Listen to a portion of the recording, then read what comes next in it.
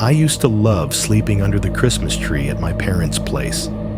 It was the one time of year I actually felt safe.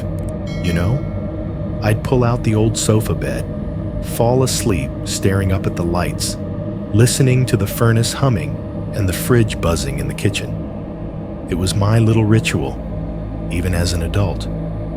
Work could be a mess. The world could be on fire. But under that tree in Vermont, I felt untouchable. That changed last Christmas, because that was the night I woke up in the middle of the living room, and there was a stranger standing right at the edge of the tree's light, just watching me. No broken glass, no kicked-in door, no dramatic movie stuff. 1 second, I was dreaming about my family, sitting around some crowded dinner table.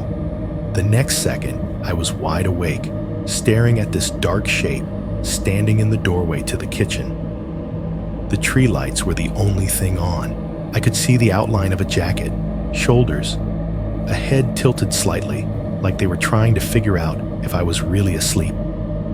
I thought it was my dad at first, or my brother. I even said their names. Nobody answered. The thing is, my parents' house has cameras, alarms, motion sensors. It's in a quiet town where people still leave their cars unlocked at night. We weren't supposed to be the kind of family that finds a stranger inside their house at 2 a.m. on Christmas. But this is exactly what happened. And if you've ever listened to these stories and thought, that would never happen where I live, I want you to remember my voice the next time you fall asleep in your living room, with just the Christmas tree on and the rest of the house in the dark. I am writing this from a 1-bedroom apartment in Boston, with the heat barely keeping up, and that wired kind of tired sitting behind my eyes. It is a little after 1:30 in the morning in December. I should be asleep. Instead, my laptop is open on the coffee table, screen turned down low so it does not light up the whole room, and I am typing this out to a horror channel I usually just let play in the background while I clean or answer emails. There is not much light in here besides the laptop and a thin orange stripe from the street lamp leaking through the blinds. When cars go by on the road below, that stripe slides across the ceiling like a slow flashlight. The baseboard heater clicks, breathes out warm air, then goes quiet again. The fridge hums in the little galley kitchen. When the compressor shuts off, the lack of noise feels bigger than it should. Somewhere above me, my neighbor's TV is on, low enough that I cannot make out words, just the rise and fall of voices and a burst of canned laughter now and then. I am not the kind of person who claims to see ghosts in every shadow. I do not have a list of cursed objects or haunted houses. I work a normal office job downtown, sit in traffic on I-93, drink bad coffee from the lobby machine, and doom scroll Reddit when I should be doing anything else. Horror channels have been background noise in my life for years. Night shift stories, stalker exes, weird neighbors, strangers on highways, things in the woods. I have heard hundreds of them. I always assumed a good chunk were made up, or at least heavily stretched. I like the atmosphere more than I care about whether every date and street name checks out. There was always that distance. These were things that happened to other people, in other states, in other houses. I know how cliched this sounds. I used to roll my eyes when someone started a story with, "I never thought I would be writing this, but..." And yet, here I am, awake at 2 a.m, typing out something I have avoided talking about outside my family. To explain why it will not leave me alone, I have to start with something that sounds small. For most of my life, my favorite place in the world has been the pull-out sofa in my parents' living room in Vermont, under their Christmas tree. They live in a small town with one main street and a diner and a church and a gas station with a flickering sign. Their house sits at the end of a dead-end road, backed up against a strip of woods that turns into a wall of black tree trunks after dark. Every year, as far back as I remember, they let me drag out the old sofa bed and sleep in the living room on Christmas Eve. When I was a kid, it was because I wanted to catch Santa. As an adult, it just became the way I reset. The tree always goes in the same corner by the front windows. When I lie on my back, the lowest branches are just above my head. Colored lights throw soft circles of red and green and gold onto the ceiling. The gas fireplace cools down in the corner, making quiet ticking sounds as the metal contracts. I hear my parents moving around upstairs, doors closing, the muffled flush of the bathroom, my dad's cough, then their voices dropping to a low murmur before they go silent for the night. Beyond that, there is the white noise of the house itself, the hum of the fridge in the kitchen, the click of the thermostat, the dry pop of the baseboard heaters as the temperature outside drops. Wrapped in a blanket, with all those sounds layered around me, I feel like I am sleeping inside something solid and familiar. Even after I moved out and had my own apartment and my own problems, that spot under their tree was the one place my brain would finally stop pacing in circles. If you had asked me, any time before last year, where do you feel safest? I would not have said my Boston apartment, or my office, or my car. I would have said my parents' living room, on the sofa bed under the Christmas tree, while they snore upstairs. I can tell you the exact night that answer changed. Christmas night, 2021. What happened did not land in some already haunted, cursed kind of life. It walked straight into the one place I would have sworn was untouchable. My phone is lying face down on the cushion next to me as I type this. The screen is dark, but it is not off.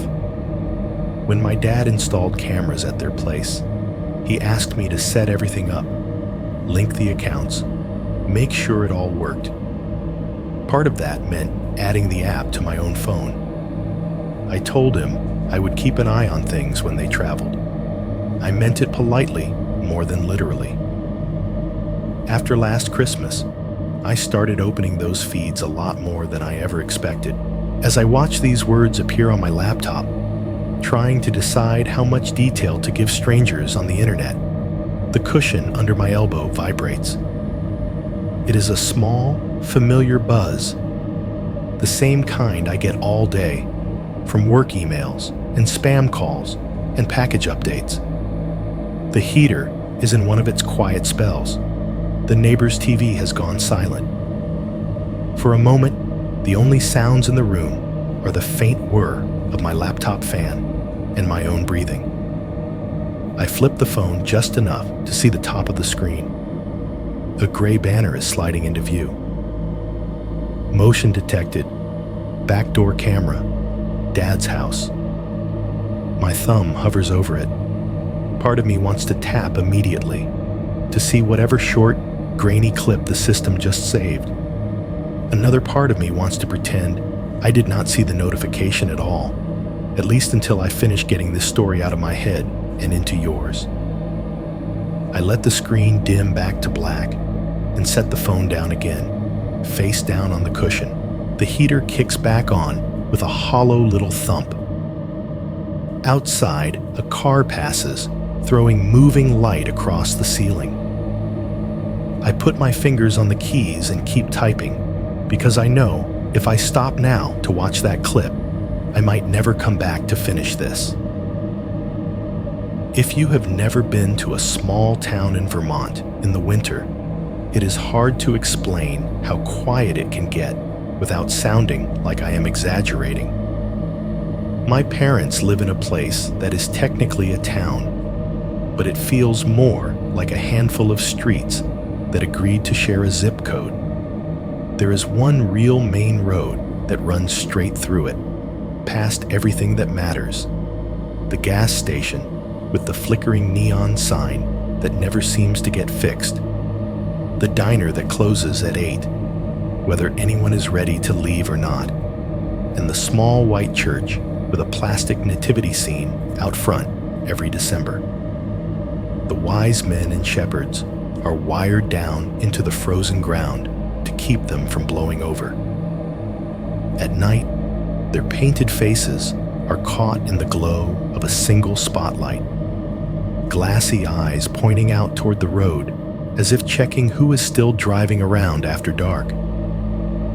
In winter, the snow comes and just stays, plows, push it into gray banks along the shoulders of the road until the sidewalks feel like trenches.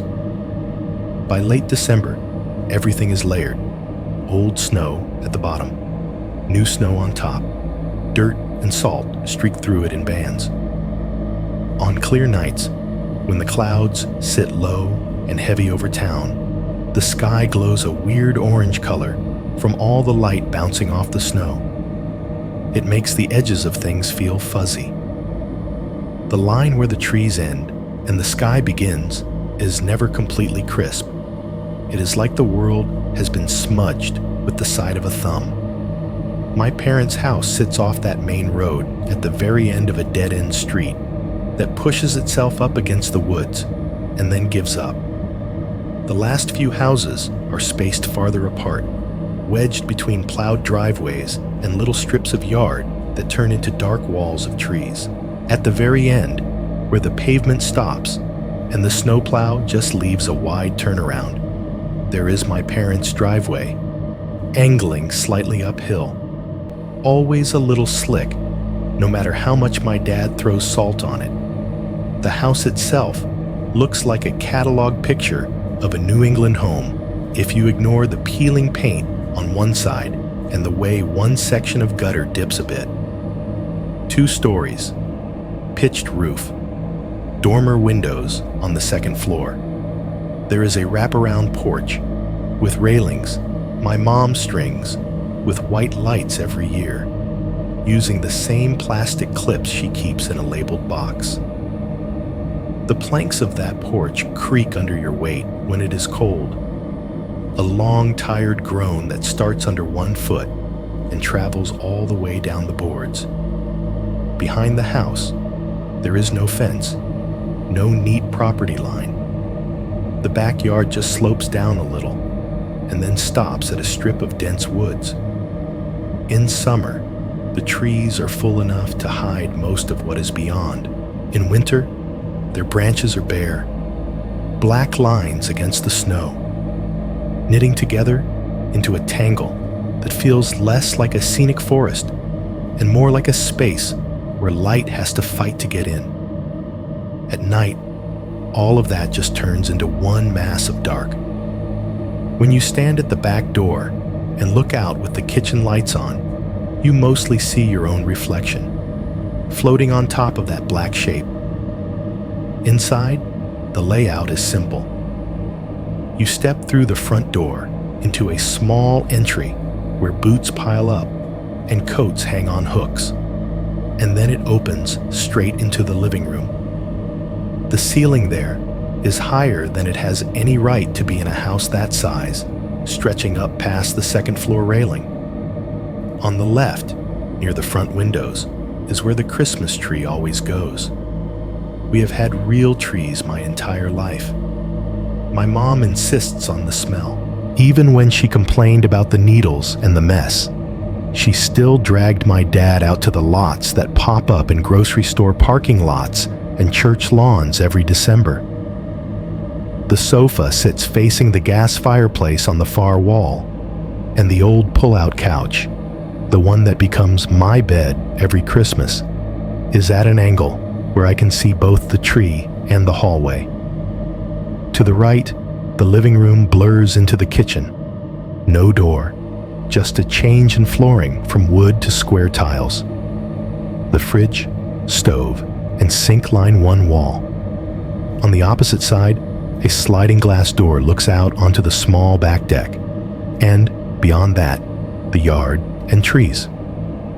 Off the kitchen, there is a short hallway that leads to a laundry closet and a half bathroom. It ends at the door, down to the basement, which always smells faintly of concrete and detergent and whatever boxes my parents have forgotten they own. A set of stairs near the front entry goes up to the second floor, where my parents' bedroom is at the far end.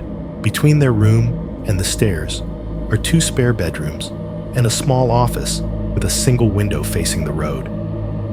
For a long time, their list of security features was basically doors, locks, and neighbors who minded their own business but would notice a truly strange car. The town felt safe. The woods were just woods. That was how my dad talked anyway. Eventually, a couple of years ago, he let himself be talked into buying a Ring doorbell camera for the front door. He liked being able to see when packages were dropped off or when the mailman actually came. He added a couple of motion sensor floodlights over the driveway too, the kind that blow every shadow into sharp white edges whenever a car pulls in. The back of the house did not get the same treatment. The sliding glass door has a decent lock and a single deadbolt you can click with your thumb. No bars, no extra latch. "No one's coming through the woods to rob us," he would say, whenever my mom mentioned maybe adding something. "If someone wants to break in, they'll use the front like a civilized criminal." That was his joke.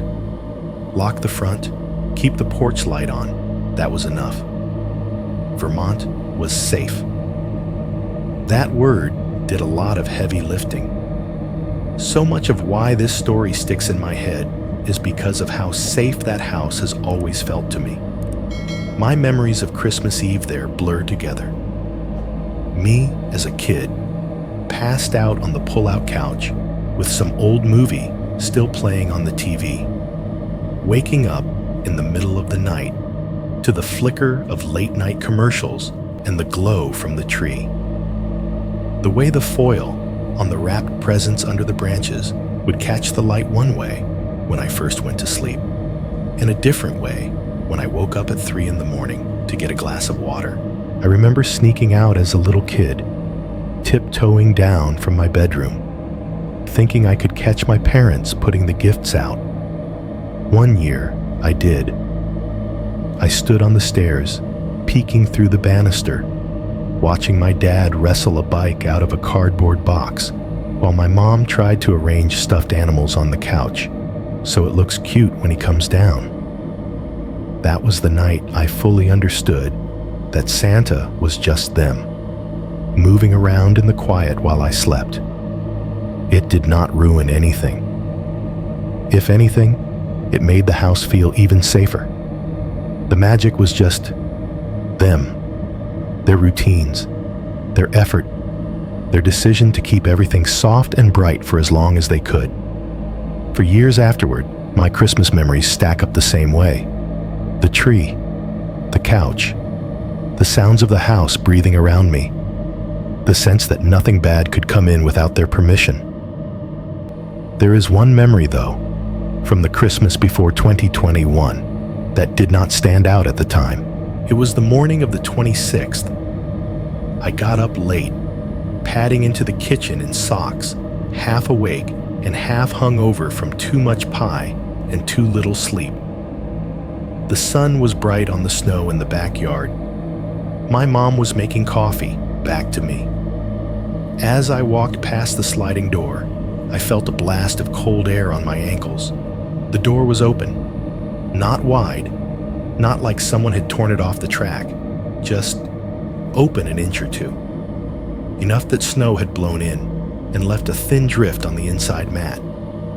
The curtain moved gently in the draft.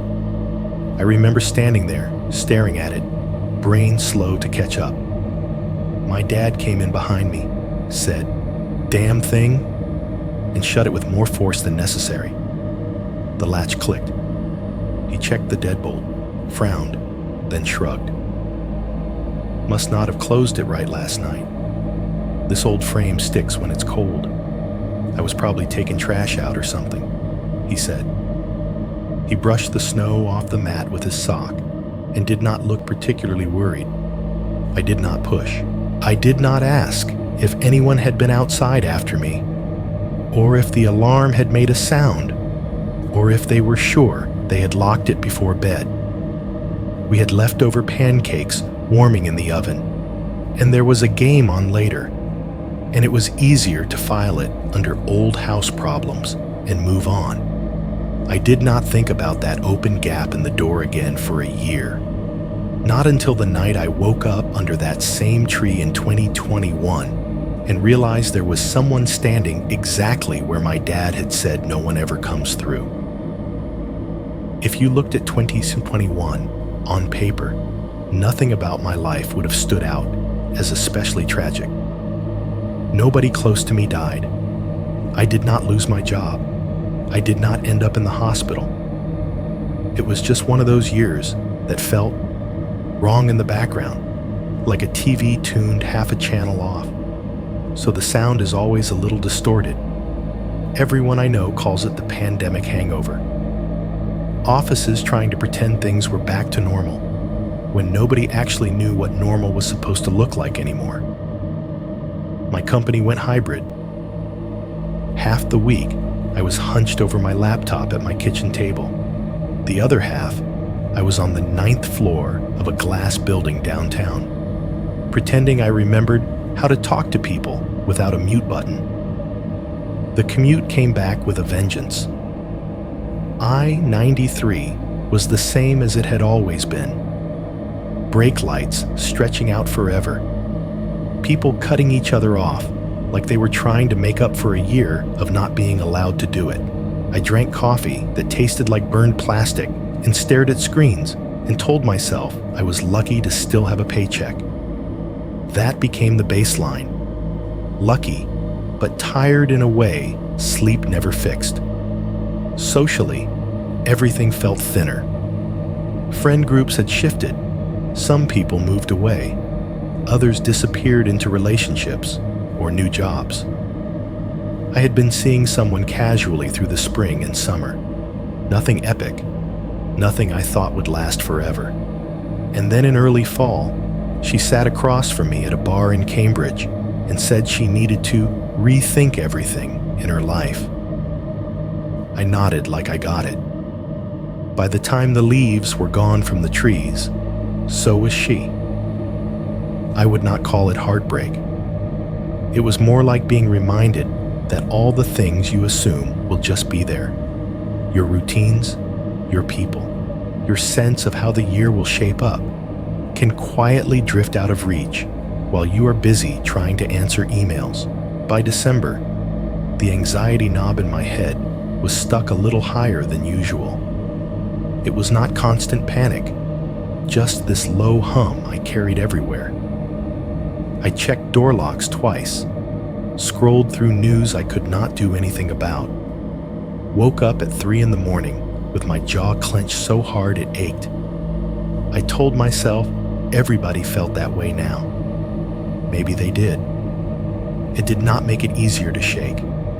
The one thing I kept looking forward to was Christmas in Vermont. It was the most basic fantasy. Get out of the city, escape the mess of my apartment, let my parents feed me too much, and fall asleep on the sofa bed like I was 8 years old again. Pumpkin pie, bad jokes, cheesy movies we had all seen 100 times. Fluorescent office lights traded for the soft flicker of the tree and the gas fireplace. I could feel my shoulders drop just thinking about it. My older brother was going to be there with his girlfriend. He is the settled one. House in the suburbs, steady job, the whole thing. My parents are in that stage where they are still active, still doing their own grocery runs and yard work, but little phrases are starting to creep in. I'm not as young as I used to be. That hill feels steeper every winter. The idea of another Christmas with all 4 of us in that house felt like something I should not take for granted. I told myself, very dramatically in my head, that I should be present this year, that I should put my phone down and soak it in. The plan was simple.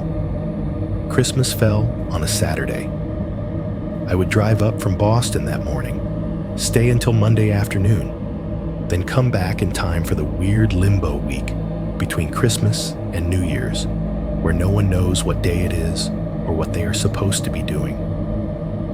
The night before I left, the Boston apartment felt especially small. My suitcase was open on the bed, half full of clothes. I packed more than I needed because every winter I forget how cold Vermont actually is compared to the city. Thermal socks, thick sweater, jeans, the same pair of boots I have had for years. I tossed in a wrapped gift for my mom, one for my dad, a little something for my brother's girlfriend so she would not feel like an outsider. Outside my window, the building across the street wore a layer of dirty snow on the ledges. Somewhere farther down the block, a siren wailed and then faded. A car door slammed hard enough to make a faint vibration through the floor. The baseboard heater along my wall ticked steadily, metal expanding and contracting. These sounds had become my version of white noise, but that night I found myself listening to them, cataloging each one like it might mean something later. I set my alarm for early, thumb hovering over the time for a second longer than necessary. If I left by 7:30, I told myself, I could beat the worst of whatever holiday traffic there was and still get there before lunch. I checked the weather app one more time. A little snow, overnight in Vermont. Clear by morning, roads plowed. The hourly forecast marched across the screen like a list of promises. Cold, but manageable. Nothing that looked like a real threat. At some point in that idle scrolling, weather, email, meaningless group chat, I opened the Ring app almost without thinking. Habit, or curiosity, or just wanting to see my parents' front porch. The last time I had checked, maybe a week or two earlier, there had been clips of delivery drivers leaving packages, my mom bringing in groceries, my dad stepping out in his slippers to salt the front steps. The events list loaded, little gray bars stacked by day. I scrolled casually through the recent ones, watching tiny thumbnails flash by. Snow, headlights on the street, the mail truck. Then my thumb paused on a line that did not look like the others. It was from a few nights before. The timestamp read 3:17 a.m. The label said, "Motion detected, back door." There was no camera icon next to it, no little play button, just that phrase and the time, sitting alone between a delivery clip from the afternoon before and a front door motion from later that morning when my dad stepped out to get the paper. I remember frowning at it, then tapping it. Nothing opened. No video available. A small text note said when I tried again. It looked like some kind of sensor event had been logged without a corresponding clip. It should not have meant anything. Glitches happen. Devices misfire. I stared at the line for a moment, felt a small, uncomfortable drop in my stomach, and then forced myself to shrug it off. I told myself it had to be a setting I had not configured, or the system testing something in the background. I exited the app, plugged my phone in, and turned off the lamp. Lying there in the dark, listening to the heater click and the muffled elevator doors opening and closing down the hall, I pushed the thought away. The back door of my parents' house was just another door. The event log was just another weird tech quirk. In the morning, I would throw my bag in the car, get on the highway, and in a few hours, I would be under their roof where none of this mattered. That is what I told myself then. Sitting here now, with that same app on the same phone and a fresh notification about motion at that same back door still waiting for me to open it, I am not nearly as sure it was a glitch. I left Boston a little after 7:30 that morning, which is to say, it was technically day, but the sky had not fully committed to it yet. Everything outside my windshield was a flat, dull gray, the kind of light that makes the city look like it has been left in the freezer too long. Snow from the last storm had been pushed into long, dirty ridges along the curbs. The lanes on I-93 were mostly clear, but every few miles there were patches where the plow lines blurred and the road gleamed a little too much. The car heater was on high, roaring in that way that always sounds like it is working too hard. Hot air blasted my legs and froze halfway up to my hands, which were still cold on the steering wheel, no matter how tight I wrapped my fingers. The wipers squeaked on every pass, scraping away the mist and salt spray that built up faster than I wanted to admit. A true crime podcast droned low from the speakers, some host calmly describing a disappearance that had happened in another state, in another decade. Their voice blended with the engine, with the wind, with the noise of the tires on the wet pavement, until it became just another layer of sound.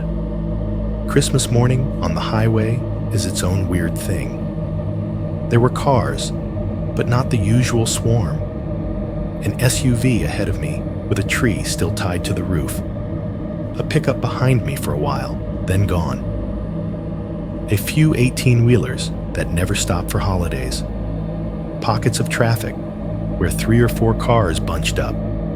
Then long empty stretches where it was just me and the endless line of taillights disappearing into the gray.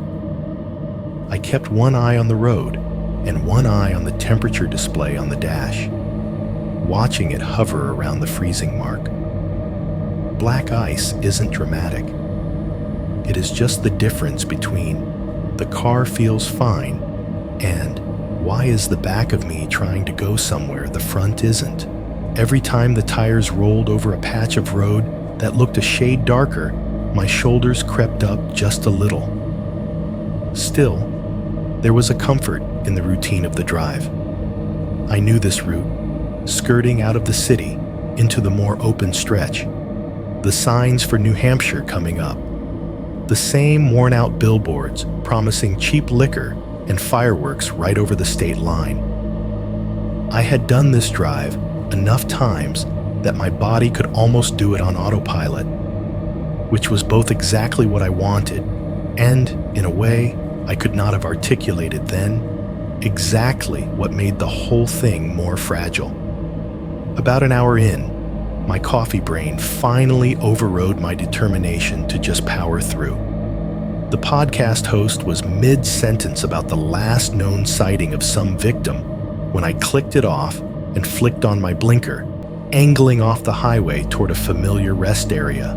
It was one of those combined gas station fast food setups, big rectangular building squatting under a sky that looked ready to press down on it. The lot was half full. A couple of trucks idled at the far end, engines rumbling quietly, exhaust drifting in pale clouds. A minivan with a roof box. A sedan with out-of-state plates crusted in brown snow. I eased into a spot near the door and sat for a second, listening to the sudden change when I turned the engine off. The heater fan wound down. The wipers froze mid-route. For a heartbeat, the world outside was completely muted, like someone had shut a door on all of it. Then I stepped out and noise rushed back in. The hiss of the closest pump, the beep of buttons being pressed, the crunch of gravel and salt under my boots.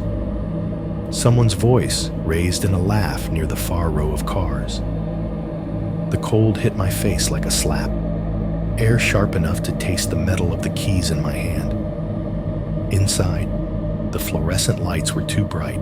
There is a particular quality to gas station lighting that makes you feel like everything on the shelves has been there just a little too long. The smell hit next. Burnt coffee, fryer oil, that generic cleaner scent that never quite manages to cover everything else. Overhead, a radio was playing a classic rock station that tried to sound festive by sliding Christmas songs in between the usual tracks. As I walked in, some decades-old voice was raspy singing about coming home for the holidays over a detuned guitar. The floor near the door was damp, the rubber mats pushed a little out of place by the flow of boots. Local flyers and missing dog posters were taped to the wall by the bathrooms, corners curling. I headed that way first, more out of habit than anything, and that was where I saw it. Not a ghost, not a demon, nothing cinematic. Just another piece of paper thumbtacked among the rest. White margins starting to smudge from fingers and air. Missing, it said across the top, in bold black letters. Underneath was a photo of a woman, mid-20s maybe. Dark hair pulled back, eyes caught mid-blink or mid-laugh. It was hard to tell. The text below listed her name, the county she had last been seen in, the date, late November, and a number to call with any information. There was a note about what she had been wearing. Knit, hat, dark jacket, boots.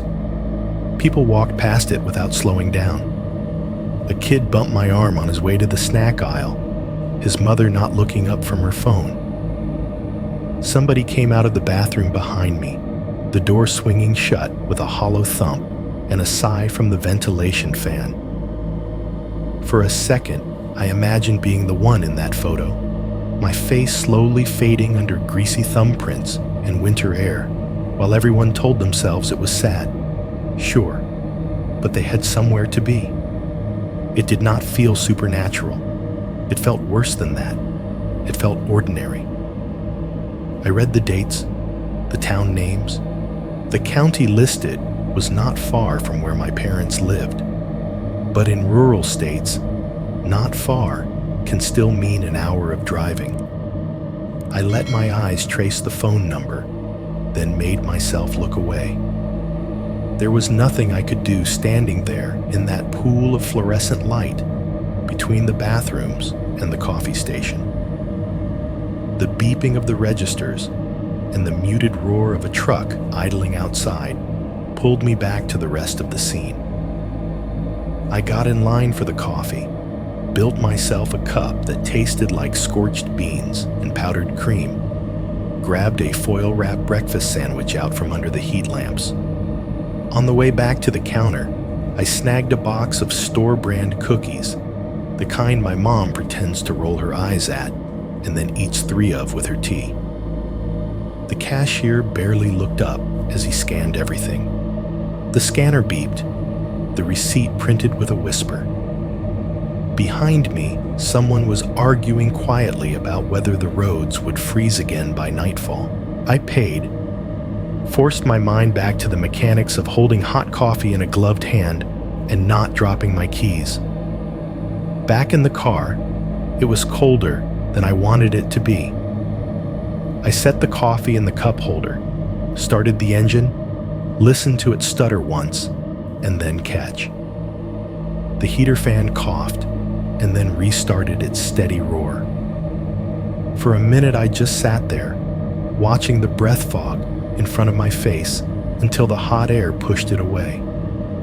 My phone was still in the console where I had tossed it when I stopped. While the windshield slowly cleared in front of me, I picked it up and did exactly what everyone tells you not to do. I distracted myself. New email, nothing urgent. A text in the group chat about someone's new puppy. I swiped past it all without fully reading. The Ring app icon sat on the second screen, blue and white. I tapped it without thinking too hard. The event history popped up, a stack of gray entries, with times and dates. Motion detected. Front door. Package detection. Most of the recent ones were from the last few days.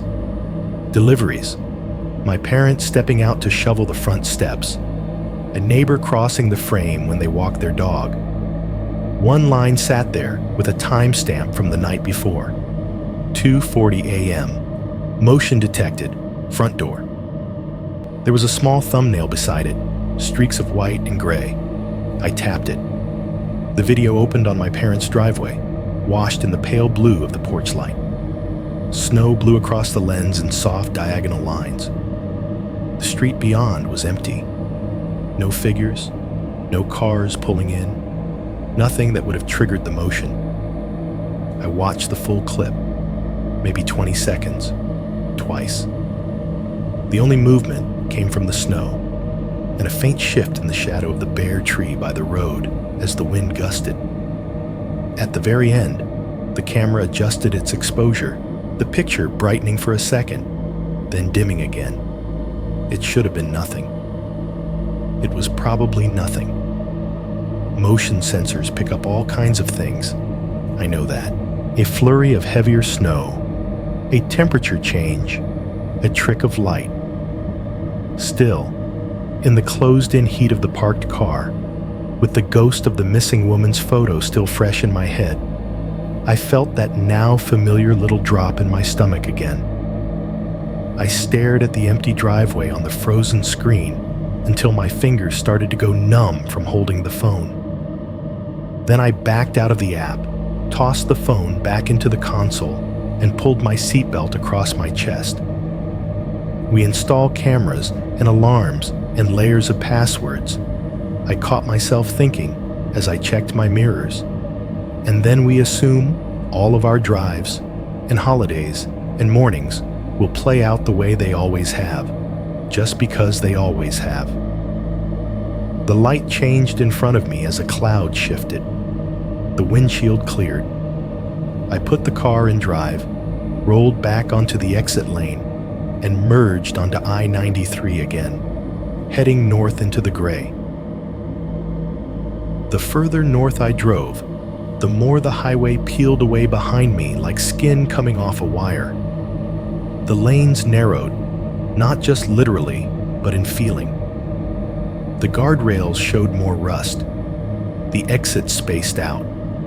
Big box stores and strip malls dropped away one by one, replaced by smaller signs for farm stands, antique shops, and places that looked like they had not changed much since the 80s. Trees started to outnumber buildings. Long rows of pines and bare-armed maples crowded closer to the road, their trunks streaked with old salt. The power lines that followed the highway sagged under the weight of ice, humming quietly whenever the wind picked up. As I turned off onto smaller roads, the asphalt gave way in spots to patches of hard-packed snow where the plows had passed once and decided that was good enough. At some point, a green sign appeared on the right, half buried in a snowbank. Welcome to Hemlock Ridge. Pop 3204. The paint on the numbers was chipped. Someone had stuck a faded sticker of a snowman over one corner 2 winters ago. It was still there, peeling at the edges. Hemlock Ridge is one of those places that looks like it could be a backdrop for any Hallmark Christmas movie if you frame it carefully.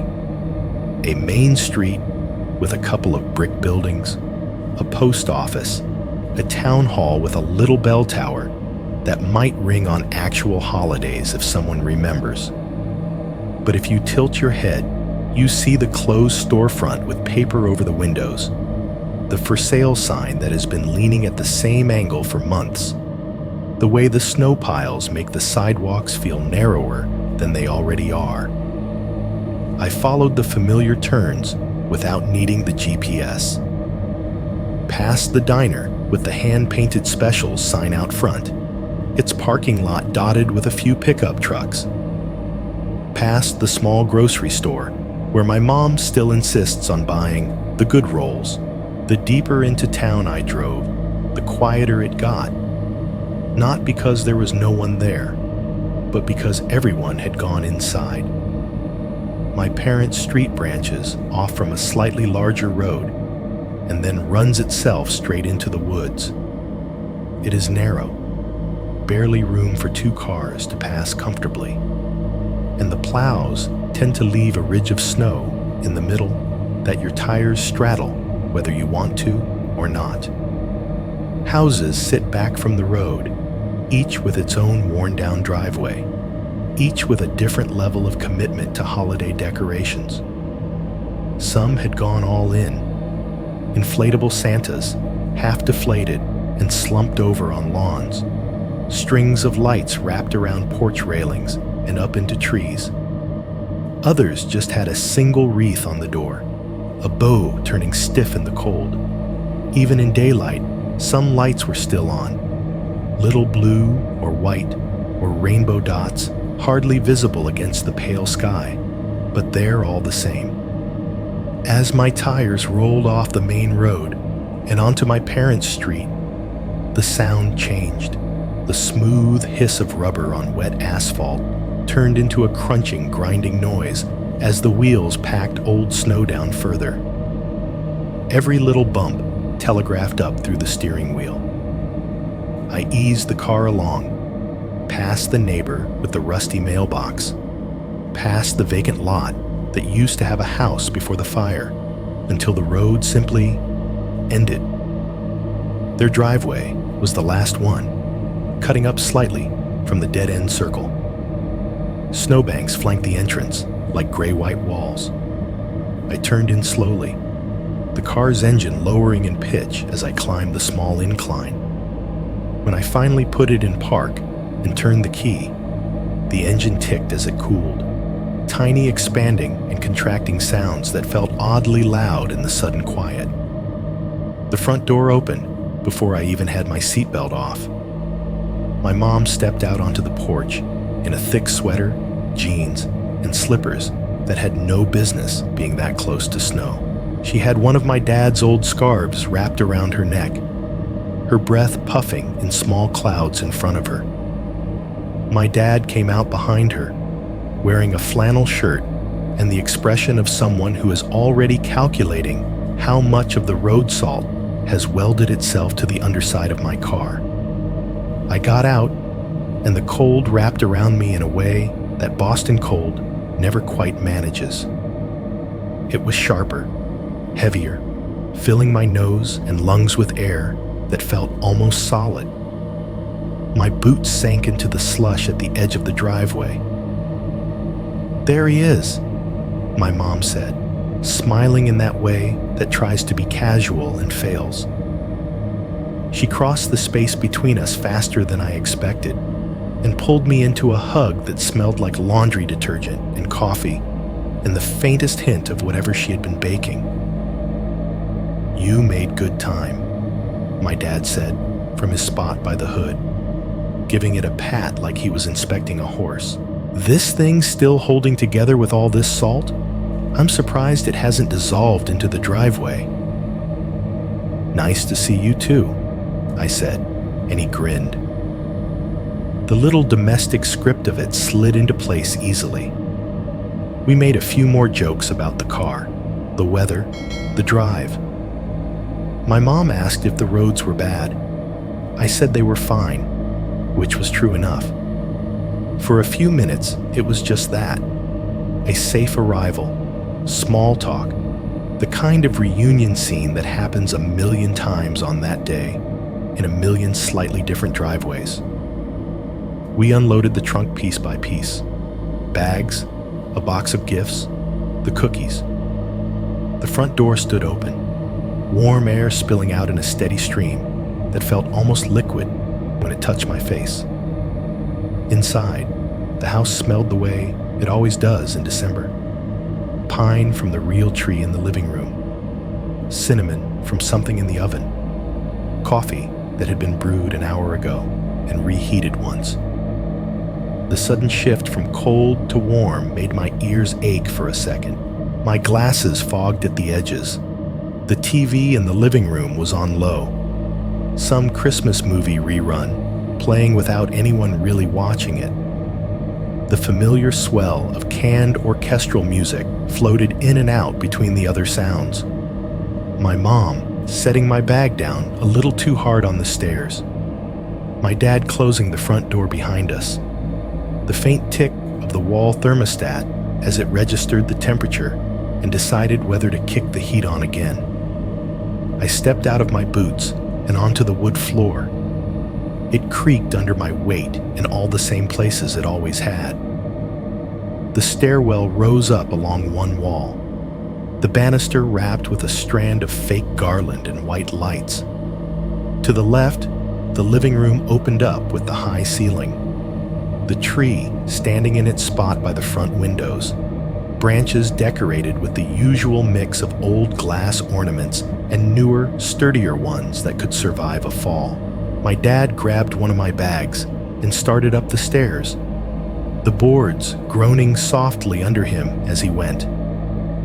I followed him part way, then veered off toward the kitchen with the excuse of seeing what smelled so good.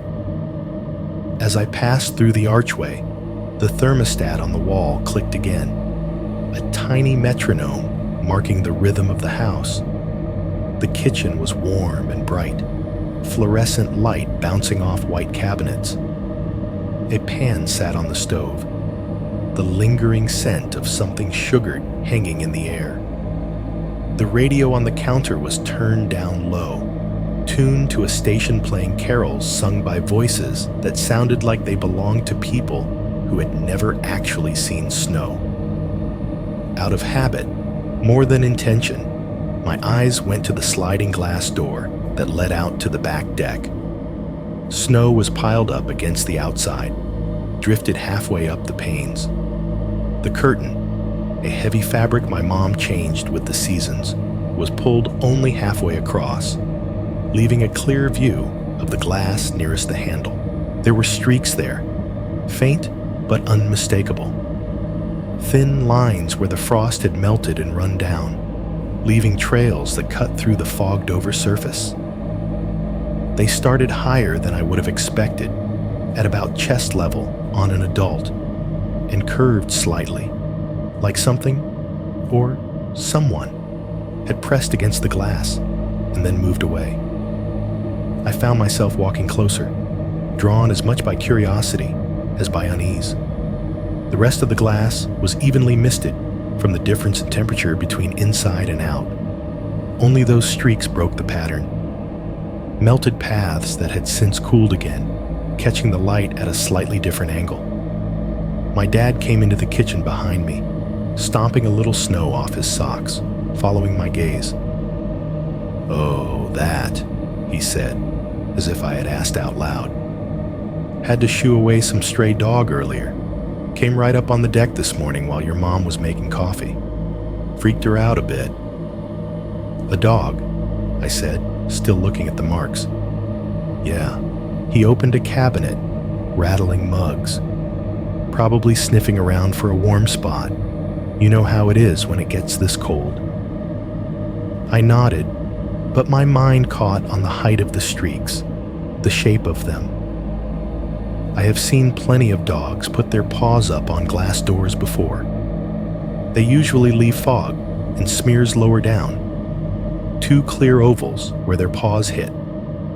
These lines looked more like the broad, uneven marks a sleeve or a shoulder might leave if someone leaned in to peer through, melting the frost in a long sweep. The oven beeped, sharp and insistent, snapping my attention away. My mom bustled in, tying an apron tighter around her waist, asking me if I was hungry, if the drive had worn me out. Conversation filled the room, the way it does when a family is trying to talk over the quiet. The radio announcer said something cheerful about traffic being lighter than expected for the holiday. I let the explanation settle for the moment. Stray dog, cold morning, old door. There were a lot of things in the world that could leave marks on glass. Only much later, when I would replay this day in my head again and again, would I keep coming back to that simple detail, how high up those streaks started, and how none of us questioned it at all. By the time the sun went down, the day had settled into one of those soft winter evenings where everything feels a little muffled. Outside, the sky slid from gray to a kind of blue-black that matched the tree line. Inside, the lights in the living room did the heavy lifting, warm yellow pooling on the walls, mixing with the colored glow from the tree. The TV was on, of course. It is never really off in that house when everyone is home. My dad had started with some football game, volume just loud enough to hear the commentators' voices rise on big plays.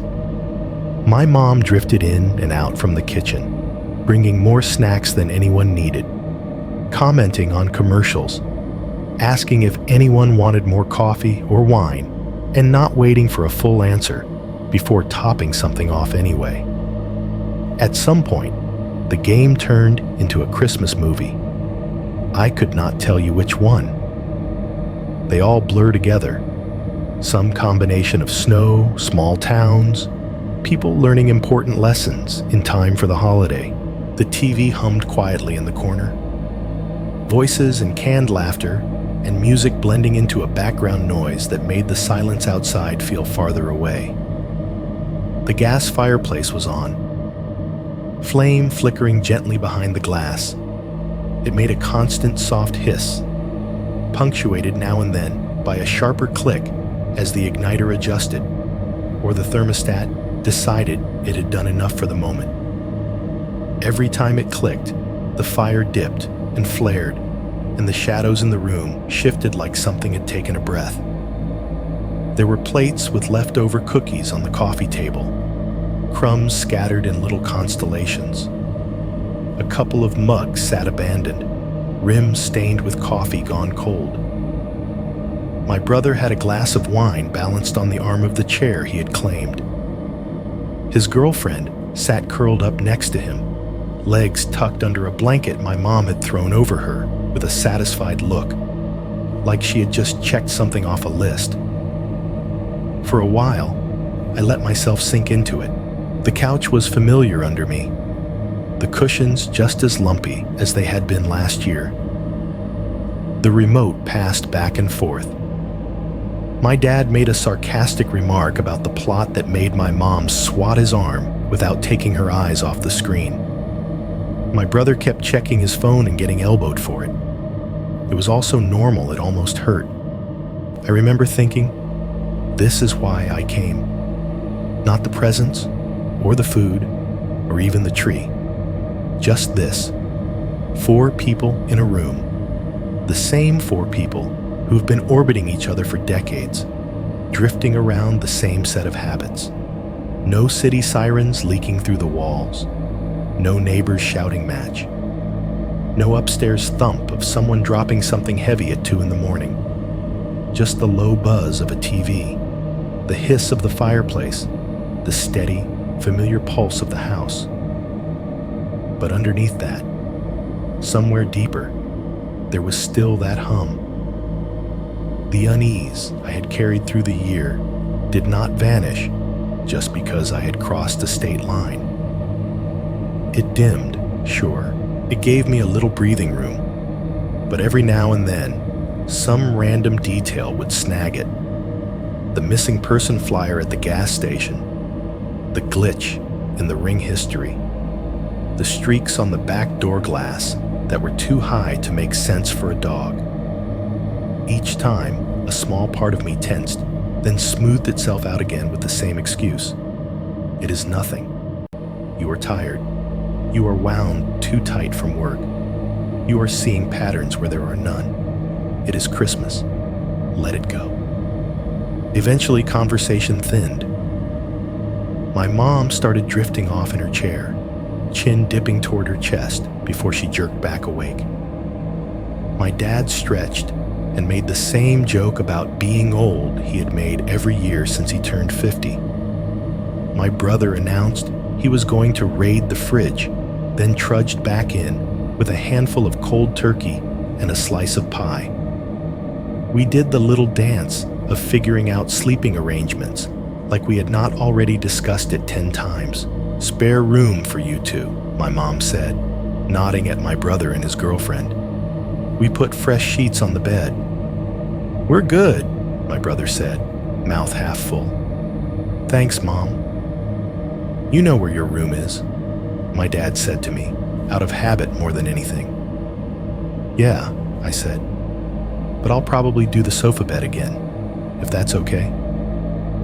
My mom smiled, a little softer at that. "Of course. I knew you'd say that. I already put the extra blanket down there." It felt like sliding into a well-worn groove.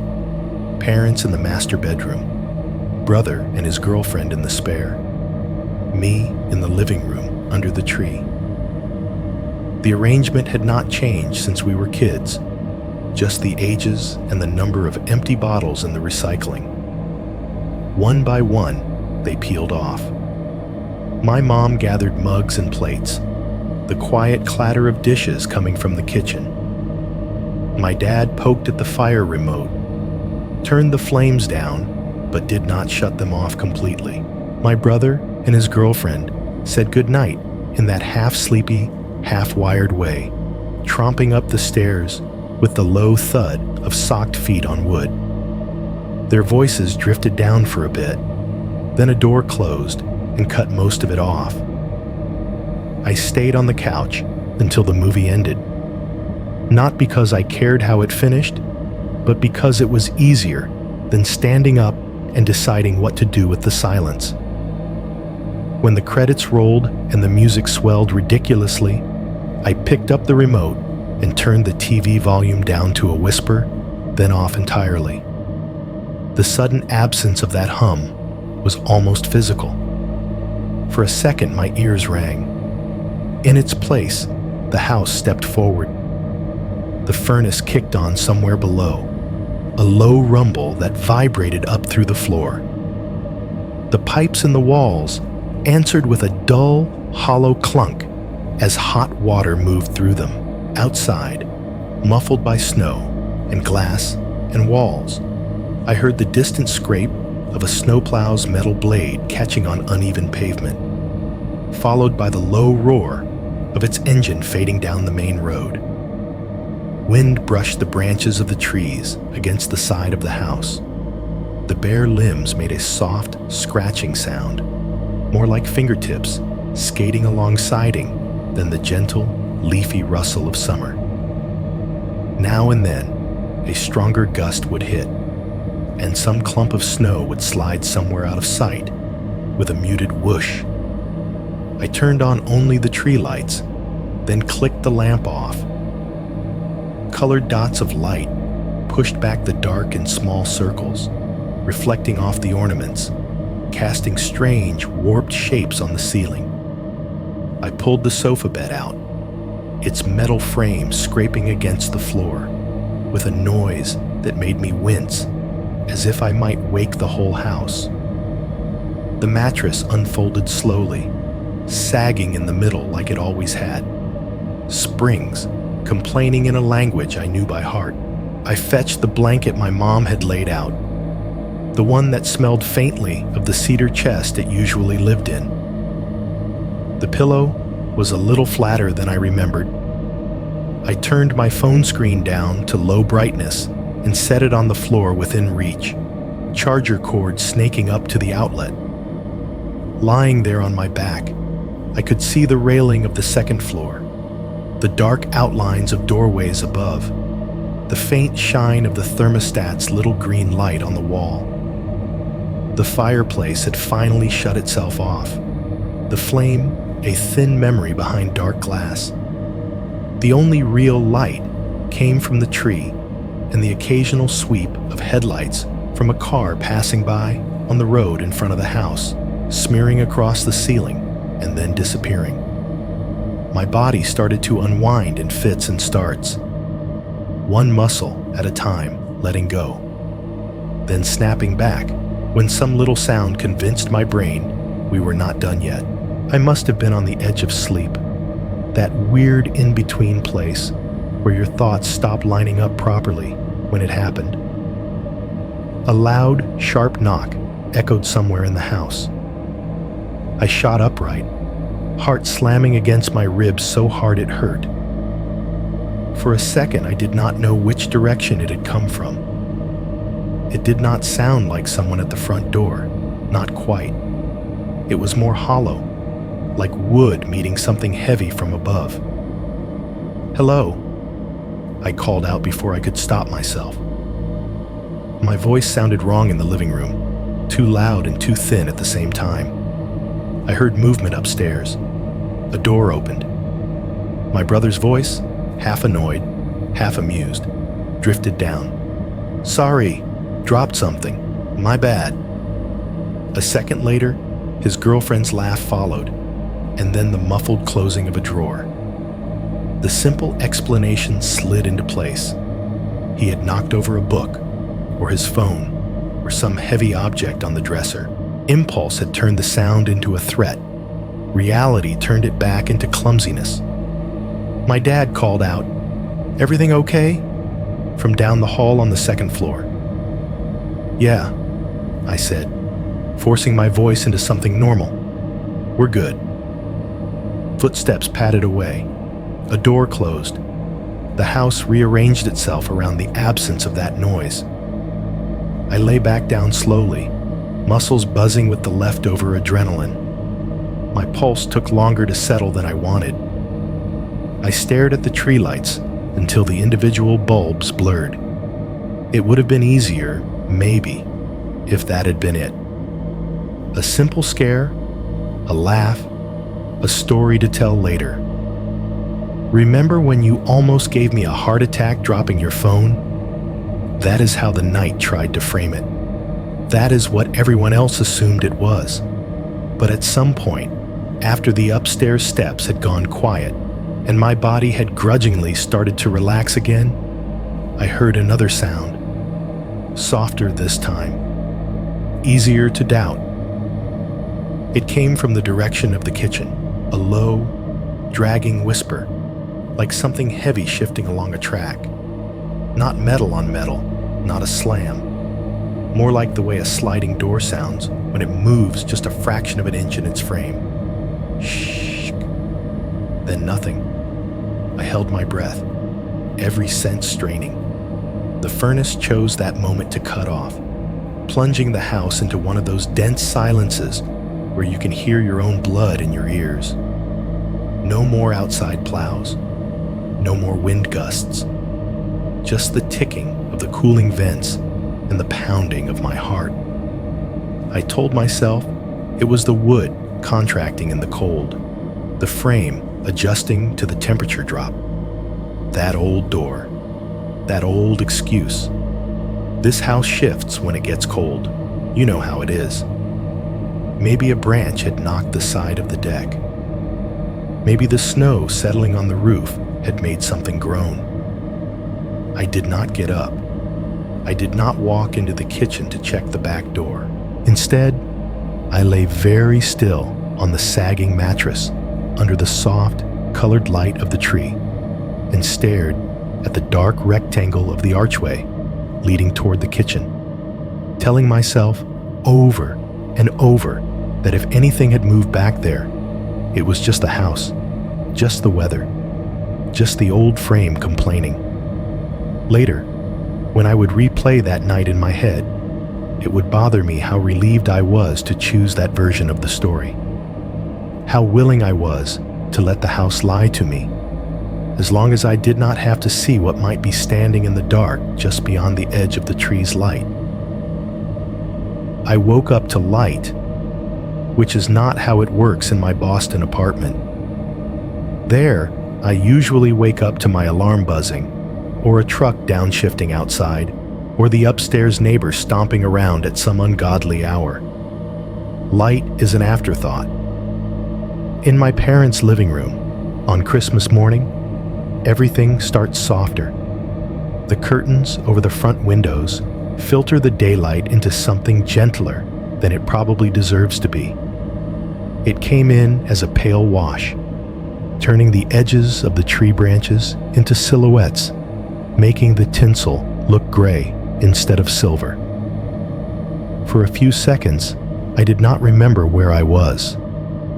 The ceiling was higher than it should have been, and there was a faint pine smell that did not belong in my apartment. Then I shifted and heard the crackle of paper under my arm, felt the dip of the sofa bed's mattress under my hip, and it all slid back into place. Vermont, the tree, Christmas. From the kitchen came the smell of bacon and coffee, drifting along the hallway in a way that made my stomach twist between hunger and something like homesickness, even though I was already home. Muffled voices floated in with it. My mom saying something about the oven, my dad answering too low for me to catch the words, the hum of the coffee machine as it dripped into the pot. Somewhere, a chair scraped, a cupboard shut, a spoon clinked against porcelain. I pushed myself up on one elbow. The blanket slipped off my shoulder, and a little burst of cold air hit the back of my neck. The tree lights were off for once, but daylight did the job of outlining things well enough. The shadow of the railing upstairs cut a neat line across the wall. The TV screen was black, a faint reflection of the room floating on it. There were more presents under the tree now than there had been when I fell asleep. Some were new shapes. Some looked like they had just been shuffled around. One of the wrapped boxes nearest the sofa bed had a corner, crushed where I had apparently rolled onto it in the night. A piece of tape had lifted, and the paper stuck up like a torn flap. I swung my feet to the floor, the boards cool under my heels, and sat there for a second, listening. No late-night knocks, no sliding noises, just the morning sounds of a house doing exactly what a house is supposed to do. "Hey, Sleeping Beauty," my brother's voice called from the stairs. I turned to see him coming down, hair a mess, wearing a t-shirt and sweatpants, and the cocky half-smile that comes with being the older sibling who got up before you. His girlfriend followed a few steps behind, wrapped in a blanket like a cape, eyes still heavy. "Coffee's ready," he added. "Mom said, if you're not up in 5 minutes, she's opening your presents herself." "That sounds about right," I said, my voice rough. He dropped onto the arm of the chair and picked up his phone. From somewhere in the cushions of the couch came a muffled little ding, the group chat throwing out another holiday message from a cousin or an uncle. My brother glanced at the screen, snorted, and ignored it. By the time I had folded the sofa bed halfway back in and thrown the blanket over the back of the couch, my mom was calling from the kitchen. "Presents before or after breakfast?" she asked, like there was ever any real debate. "During," my dad said. "We can multitask." In the end, it all happened at once. The coffee machine gurgled and hissed as it finished a pot. Bacon sizzled in the pan. We carried our mugs and plates into the living room and perched wherever we could. My mom in her usual chair, my dad on the end of the couch, my brother and his girlfriend on the floor with their backs against the sofa bed frame. I took the other end of the couch within easy reach of the tree. The sound of tearing wrapping paper filled the room in bursts. Tape pulled up with that distinct sticky rip. Gift bags rustled. Tags got examined and dropped. Every so often, a spoon clinked against the side of a mug as someone remembered they had coffee and took a sip. The presents themselves were small, believable things. Socks, because there are always socks. A Bluetooth speaker for my dad, who would continue to use his old one until it died anyway. A Vermont hoodie for my brother's girlfriend, who held it up and laughed when she saw the moose on the front. A book my mom had mentioned months earlier and then forgotten she wanted. A gift card from my brother to a restaurant he swore I would like if you ever go on a date again. That led naturally to him teasing me about being single. Plenty of nice people in Boston, he said, handing me a thin, wrapped envelope with my name on it. If you ever leave your apartment. Maybe I'm just picky, I said, trying to keep it light. Maybe you're weird, he shot back. My mom stepped in with a half-hearted, be nice, and my dad took the opportunity to pivot into a small rant about property taxes going up again this year. They think just because we live in a desirable area, now they can bleed us dry, he said, waving a hand toward the window as if the assessor were standing in the yard. Meanwhile, the roads look like they've been shelled, and the town can't keep a full-time cop on after midnight. He said it like a joke, but the word stuck for a second. No full-time cop after midnight. It made sense in a town this size. It also did not mesh well with the other thoughts quietly stacking in the back of my head. My mom worried about the weather, like she always did. It's supposed to get colder tonight, she said, tapping at her phone. They say maybe more snow by Monday. I don't want you driving back if it's bad. I'll check before I leave, I said. I'll be fine. The group chat dinged again from someone's phone. A chorus of holiday emojis popping up on the lock screen before it went dark. On the TV, muted now, another Christmas movie had started. Actors moving their mouths in silent lines as a dog in a Santa hat ran across the bottom of the screen. In between the chatter and paper and clinking and beeping, I started to notice something else. Every time I shifted my feet toward the end of the couch nearest the kitchen, a thin line of cold air snuck around my ankles. Not the general chill of a drafty house. This was a narrow stream, like the kind you get when someone cracks a window just a hair. I tried to ignore it at first. Pulled my feet back under me, tucked them under the blanket. But curiosity is a slow itch. When there was a lull, my brother struggling with one particularly stubborn piece of tape, my dad trying to take a picture of my mom without her noticing, I slid off the couch and wandered toward the kitchen, mug in hand. Standing near the sliding glass door, I could feel it more clearly. A faint, steady breath of cold coming from the edges. The curtain was pushed aside to let the light in. Outside, the snow piled against the deck boards, undisturbed from what I could see. The door itself looked closed, latched down, framed tight. I reached out and put my fingers near the edge where the two panes met. Air brushed my knuckles, colder than the rest of the room. I pressed my palm lightly against the glass. It was freezing to the touch. No surprise there. But beneath that, I thought I could feel the faintest vibration, like the door was not entirely at rest in its track. You feel it too, huh? My mom's voice came from behind me. I turned. She was leaning in the doorway with her own mug, watching me with a knowing look that did not feel comforting. Drafty, I said, trying to sound casual. She nodded. I swear I locked that last night, she said, but this door never feels fully shut anymore. I told your father we should have replaced it years ago. It's closed, I said, eyeing the latch.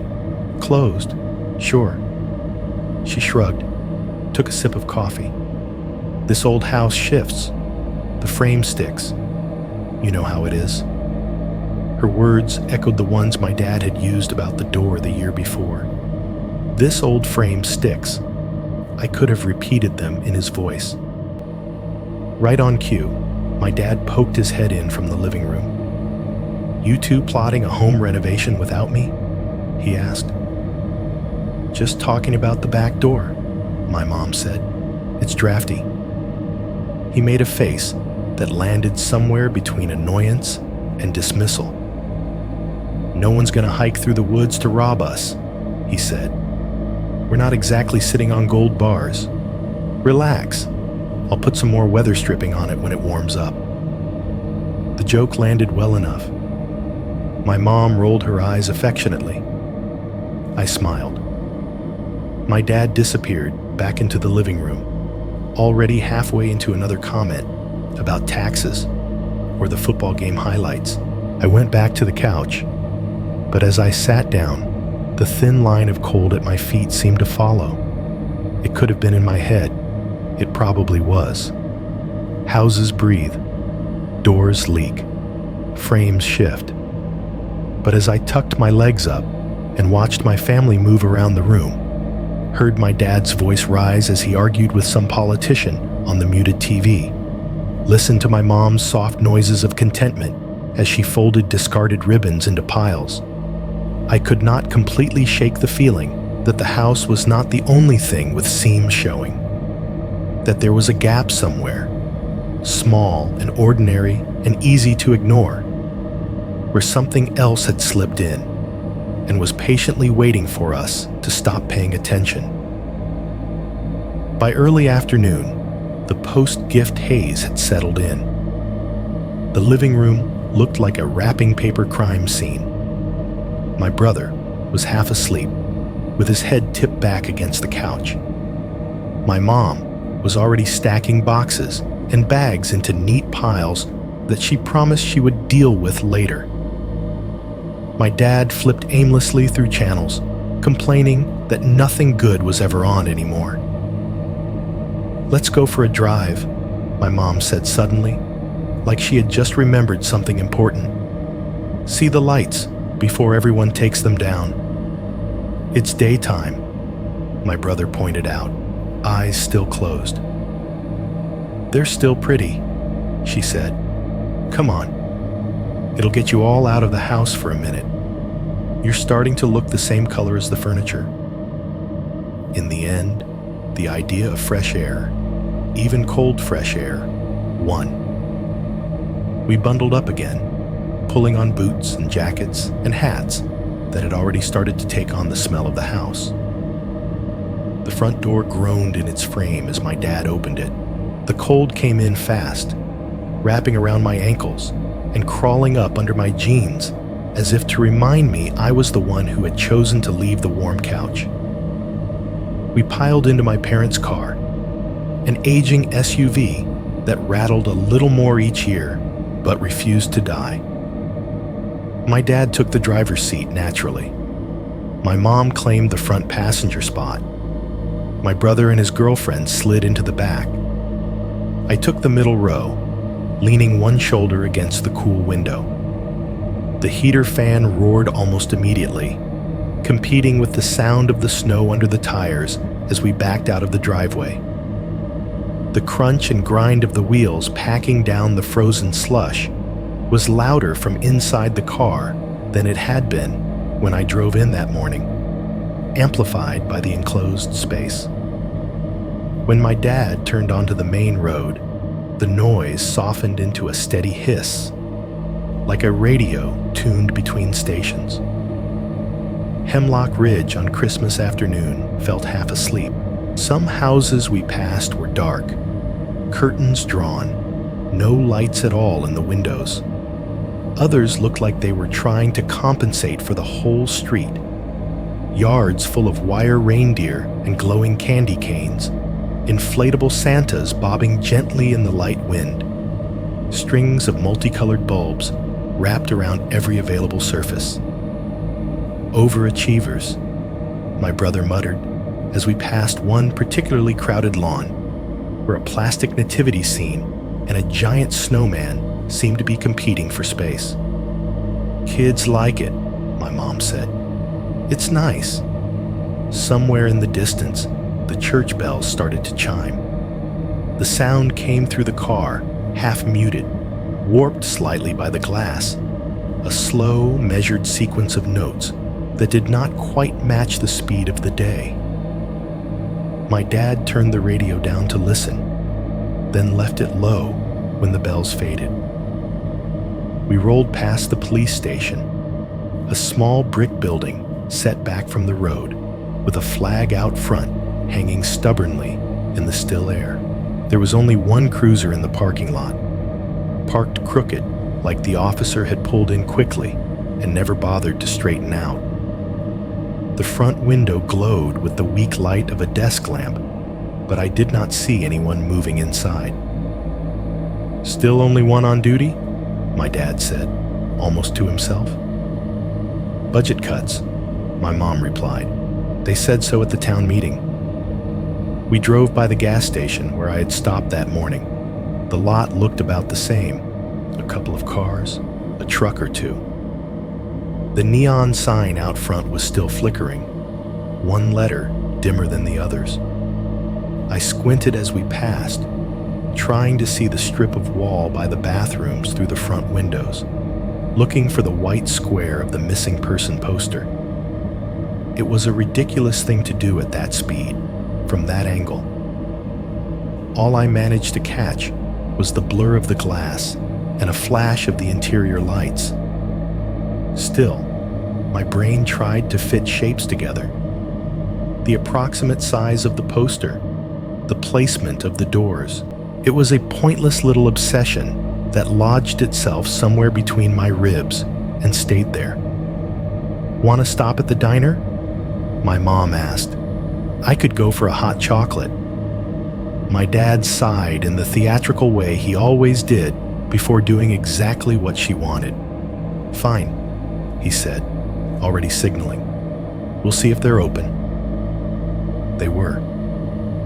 The diner sat on a corner, squat and rectangular, with big front windows fogged slightly at the bottom from the heat inside. Christmas lights were strung around the eaves, their colors dulled by daylight but still visible. The parking lot had a few cars, a couple of locals I recognized from years of visiting, plus a pair of plates from out of state, their numbers crusted with snow. As we pulled in, the tires made a different sound on the thinner layer of snow, less crunch, more squeak. My dad took a spot near the door. When he cut the engine, the heater's roar died away, and for a second, the only sound was the ticking of the cooling metal. Inside, the diner felt like walking into a memory I only half owned. The bell above the door chimed as we stepped in, a bright, old-fashioned sound that did not quite match the grubbiness of the rubber mats and scuffed tile floor. Warmth hit me full in the face, bringing the smell with it. Coffee, bacon, frying oil, something sugary on the griddle. Vinyl booths lined the windows, their red seats cracked in places and patched with duct tape. The counter ran along the back, chrome dull from years of wiping. A radio played low from somewhere near the kitchen, some generic soft rock drifting in and out between the clatter of dishes and the hiss of the grill. The waitress, same one who had been here since I was a teenager, or maybe her twin, gave us a nod and gestured toward an open booth without breaking her conversation with a man at the counter. He was wearing a uniform, local police. His jacket was draped over the stool beside him, name badge catching the light. His gun belt creaked when he shifted. A half-empty mug sat in front of him, a ring of coffee staining the saucer. He leaned in toward the waitress as he talked, elbows on the counter, voice low enough that I should not have heard him over the noise. I did anyway. Told them to start locking their cars at least, he was saying. You can't just leave the keys in there these days and expect people to be decent. People around here still think it's 1995, the waitress answered, shaking her head as she refilled his cup. What about that cabin out past the ridge? Nancy said she saw lights up there the other night. Yeah, he said. We went up. Baseboards and a squirrel, basically. But there were some weird footprints in the snow around back. Could have been kids messing around. Could have been, I don't know, someone sleeping rough. It's cold enough to make anyone desperate. The sizzle of the grill flared, drowning him out for a moment. By the time the noise lowered again, he had shifted topics, something about his wife's family coming into town. The waitress laughed, and the moment passed. We slid into a booth by the window. The vinyl seat sighed under our weight. My mom ordered hot chocolate. My dad got coffee. My brother wanted fries just because, and his girlfriend followed his lead. I ordered coffee too, even though I knew it would probably taste like the gas stations. It felt wrong not to have something steaming in front of me in that place. Our conversation stayed on the surface. What old teachers still lived in town, who had moved away, whether the grocery store would be open the next day. The plate of fries arrived, the hot chocolate with too much whipped cream and a dusting of cocoa, the coffees in thick, chipped mugs, the hiss of the grill, the clink of silverware, the occasional shout from the kitchen formed a kind of sound blanket over everything else. Still, my mind kept circling back to the officer's words. Weird footprints by a cabin up past the ridge, people not locking their cars and finding things missing. Someone sleeping rough in the woods because it was too cold not to. It made sense. It was logical. It fit into the category of ordinary human problems that small towns like this try not to look at too closely. But layered on top of the missing person poster in the gas station, the motion alert with no video, the streaks on the glass, it felt like another small weight on the scale. "You okay?" my mom asked at one point, catching me staring out the window.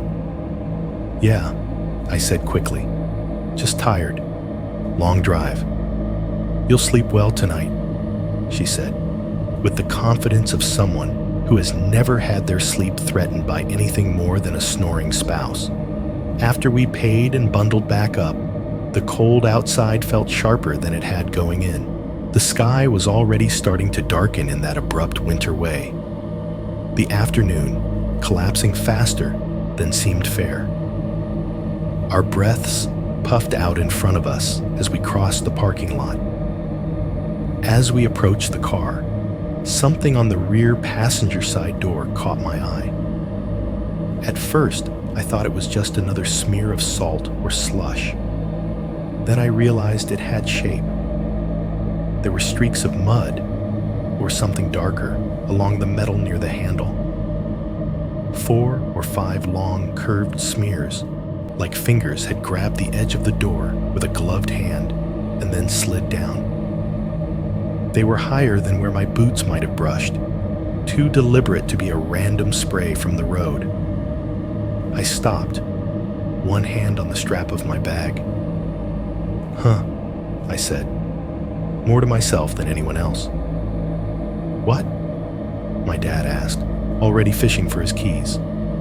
"Did someone touch the car back here?" I pointed at the marks. He glanced over his shoulder and gave a quick shrug. "Probably from fueling up earlier," he said. "You get splashes, splatters, whatever. Stuff kicks up. These roads are a mess."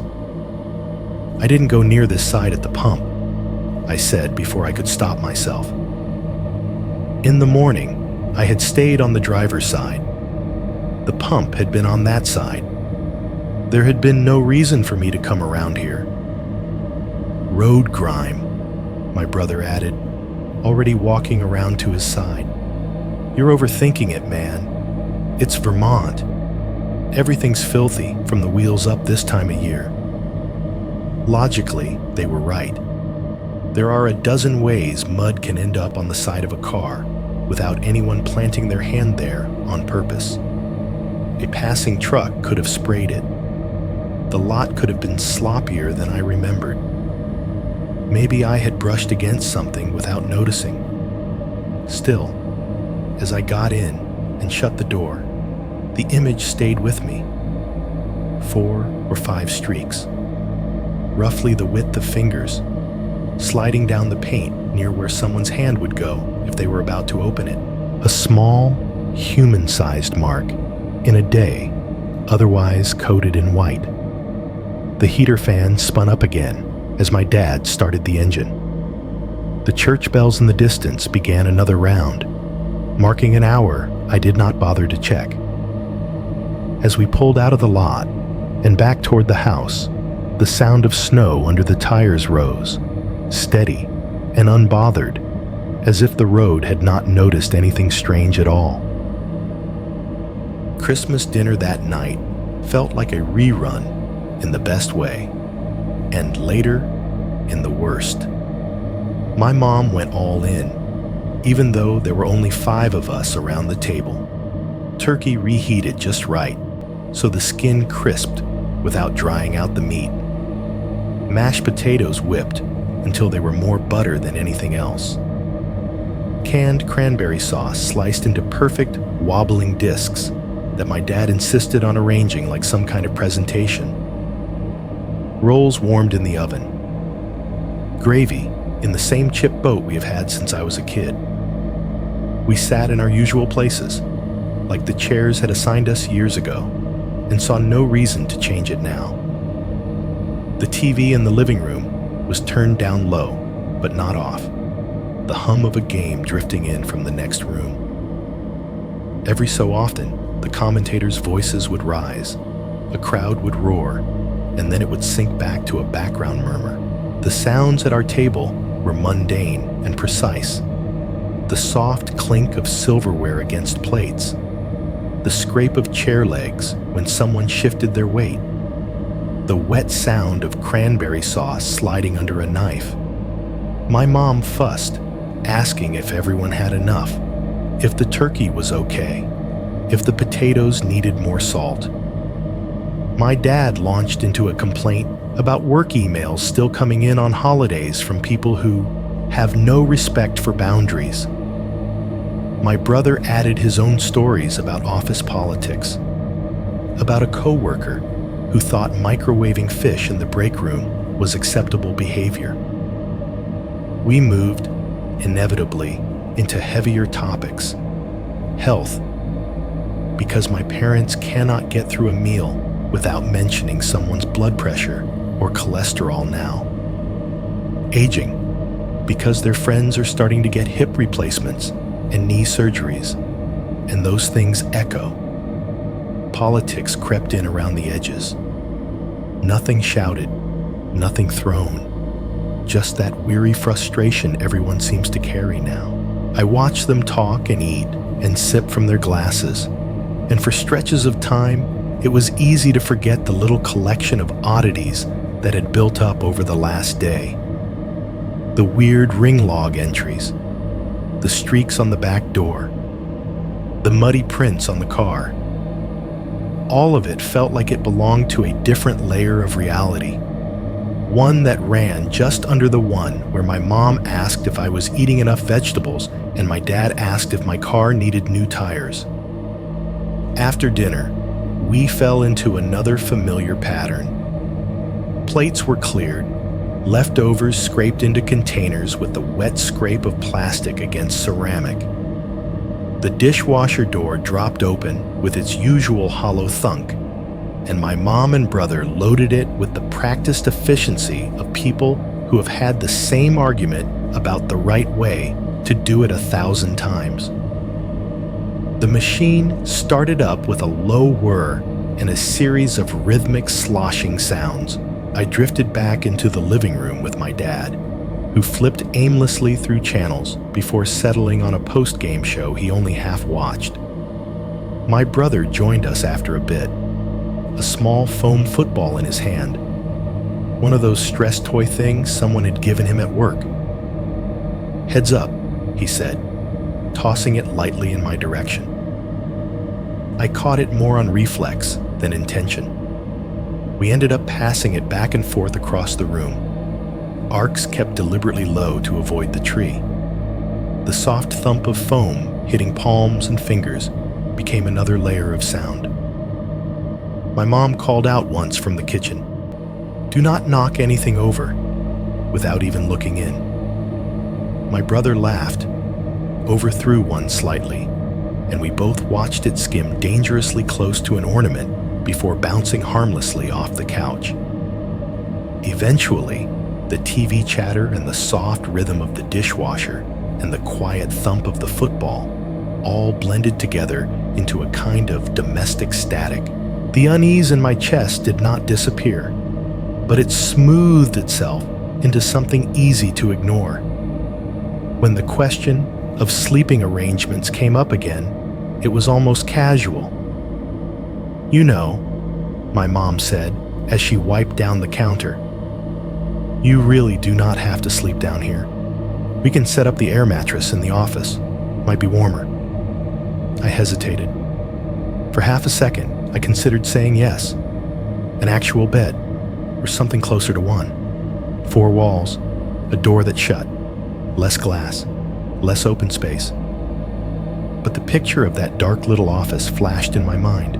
The single window, the desk, the unfamiliar angle of the house sounds, and it made me feel more like a guest than anything else.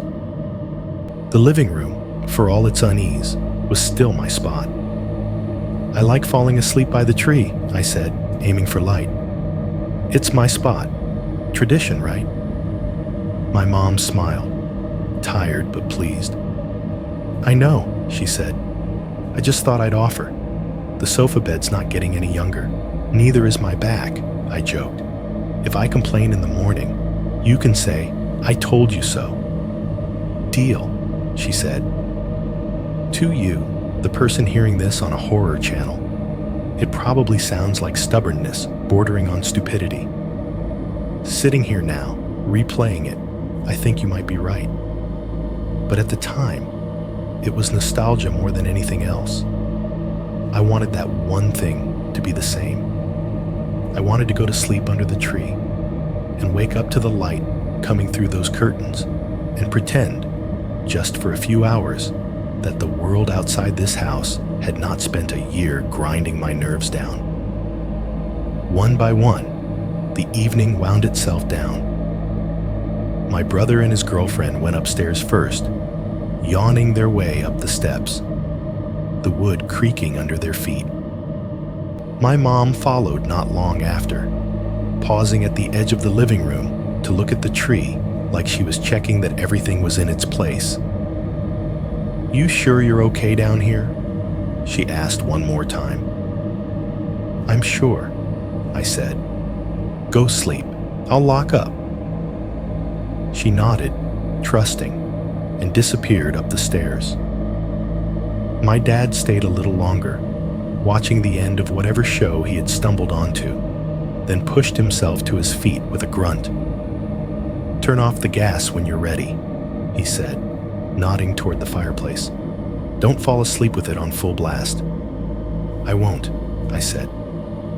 He rubbed my shoulder on his way past, a brief, solid touch, then climbed the stairs, his footsteps slower than they used to be, but still steady. A door closed somewhere above. The light in the upstairs hallway went out, plunging the upper half of the living room into shadow. I let the TV keep talking for a while after that, the voices and laugh tracks and canned applause making the room feel less empty. When my eyes started to feel gritty again, I finally picked up the remote and clicked it off. The quiet that followed was immediate and thick. No more commentary, no more background music, just the lower, gentler sounds. The faint hum of the fridge in the kitchen, the whisper of the furnace cycling on and off, the distant wind shuddering against the sides of the house. Somewhere outside, a car passed, its tires hissing on the cold road, the noise rising and falling in less than 5 seconds. I turned the fireplace down to its lowest setting. The flames shrank, licking just along the ceramic logs, casting a dim, flickering light that barely reached the far corners of the room. Then I unplugged the lamp and switched on the tree lights, their colored glow blooming in the sudden darkness. Red, green, blue, gold. The ornaments caught and scattered it, doubling and tripling the tiny points. The sofa bed was already pulled out from the night before. I straightened the blanket, fluffed the pillow as best I could. My phone went on the floor again within easy reach.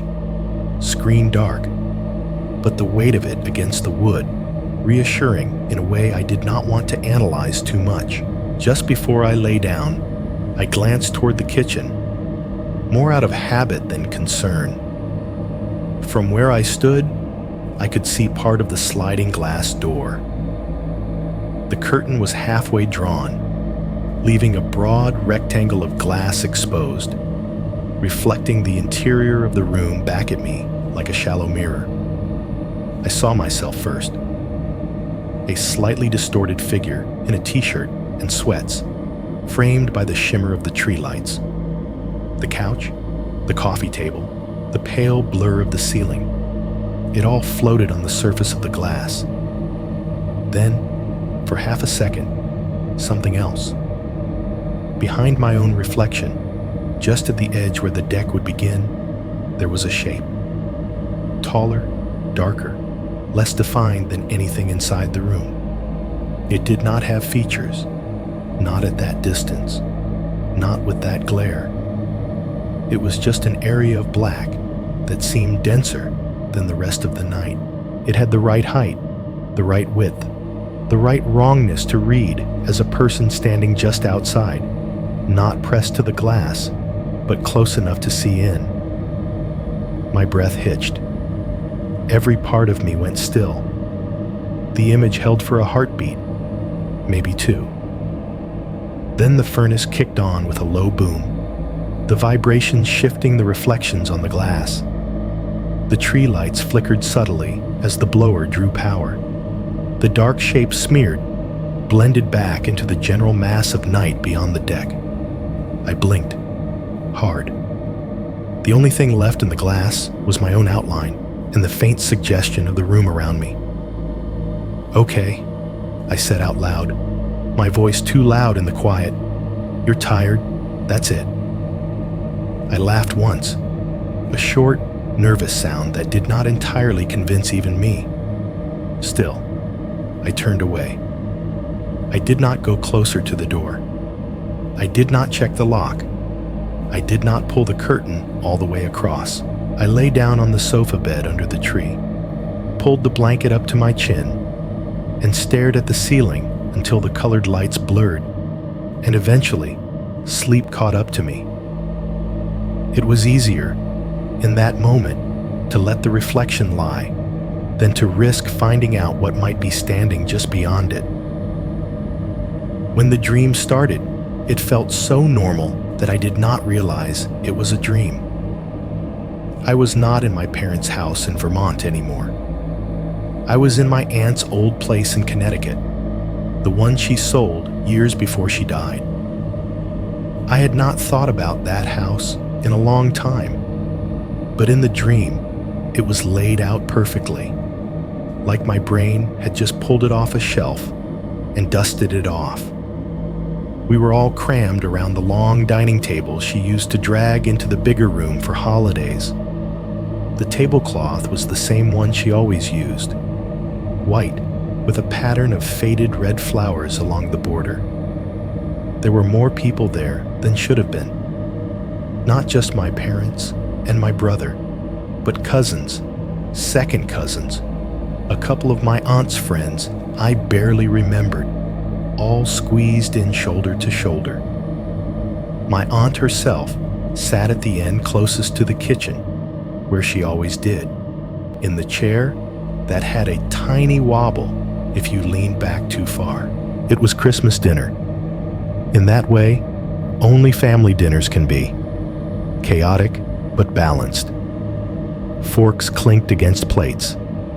Glasses knocked lightly together when someone reached for the salt. The smell of turkey and stuffing and something sweet, maybe her famous pecan pie, hung thick in the air. In the next room, a Christmas movie played on a too small TV, the canned laughter and swelling music bleeding through the wall just enough to be noticeable. Everyone talked at once. My uncle told some story I had heard 1,000 times about getting lost in a snowstorm in his 20s. One of my cousins laughed too loud. Someone else argued about which team had blown their playoff chances. My aunt shook her head at all of it, smiling behind her hand, the way she always used to when she thought something was funny, but did not want to encourage us too much. I remember feeling fine, safe, warm. There was no sharp edge of anxiety like there had been in real life lately. No low-grade hum, just the comfortable noise of too many people in too small a space. Then, very slowly, something started to change. It began with the TV in the other room. The sound from it dipped, not all at once but gradually, like someone was turning the volume knob down bit by bit. The laughter and music faded until they were just a suggestion. At the same time, the conversation at the table started to lose its clarity. The words blurred. I could see mouths moving, hands gesturing, but it was as if someone had dropped a thick piece of glass over everything. The clink of silverware on plates went last. 1 second, there was that constant, reassuring background percussion of people eating. The next second, the forks and knives were still, frozen midair, or resting forgotten on the tablecloth. I realized then that the only sound I could hear clearly was my own breathing. The room itself did not change. The lights did not flicker. The walls did not bleed or warp or stretch. No one's eyes turned black. No one's face melted or twisted into something monstrous. That would have been easier, in a way. That would have been a signal. You are dreaming. This is wrong. Wake up. Instead, everyone simply stopped. My dad's hand stayed halfway to the gravy boat. My mom's mouth was open, as if she had been about to say something. My brother had his glass lifted slightly off the table, a faint ring of condensation left where it had been. My cousin's laugh froze on her lips. The steam from the food curled up toward the ceiling, and then seemed to hang there. Then slowly, every head turned toward me. Not all at once. Not in a choreographed horror movie kind of way.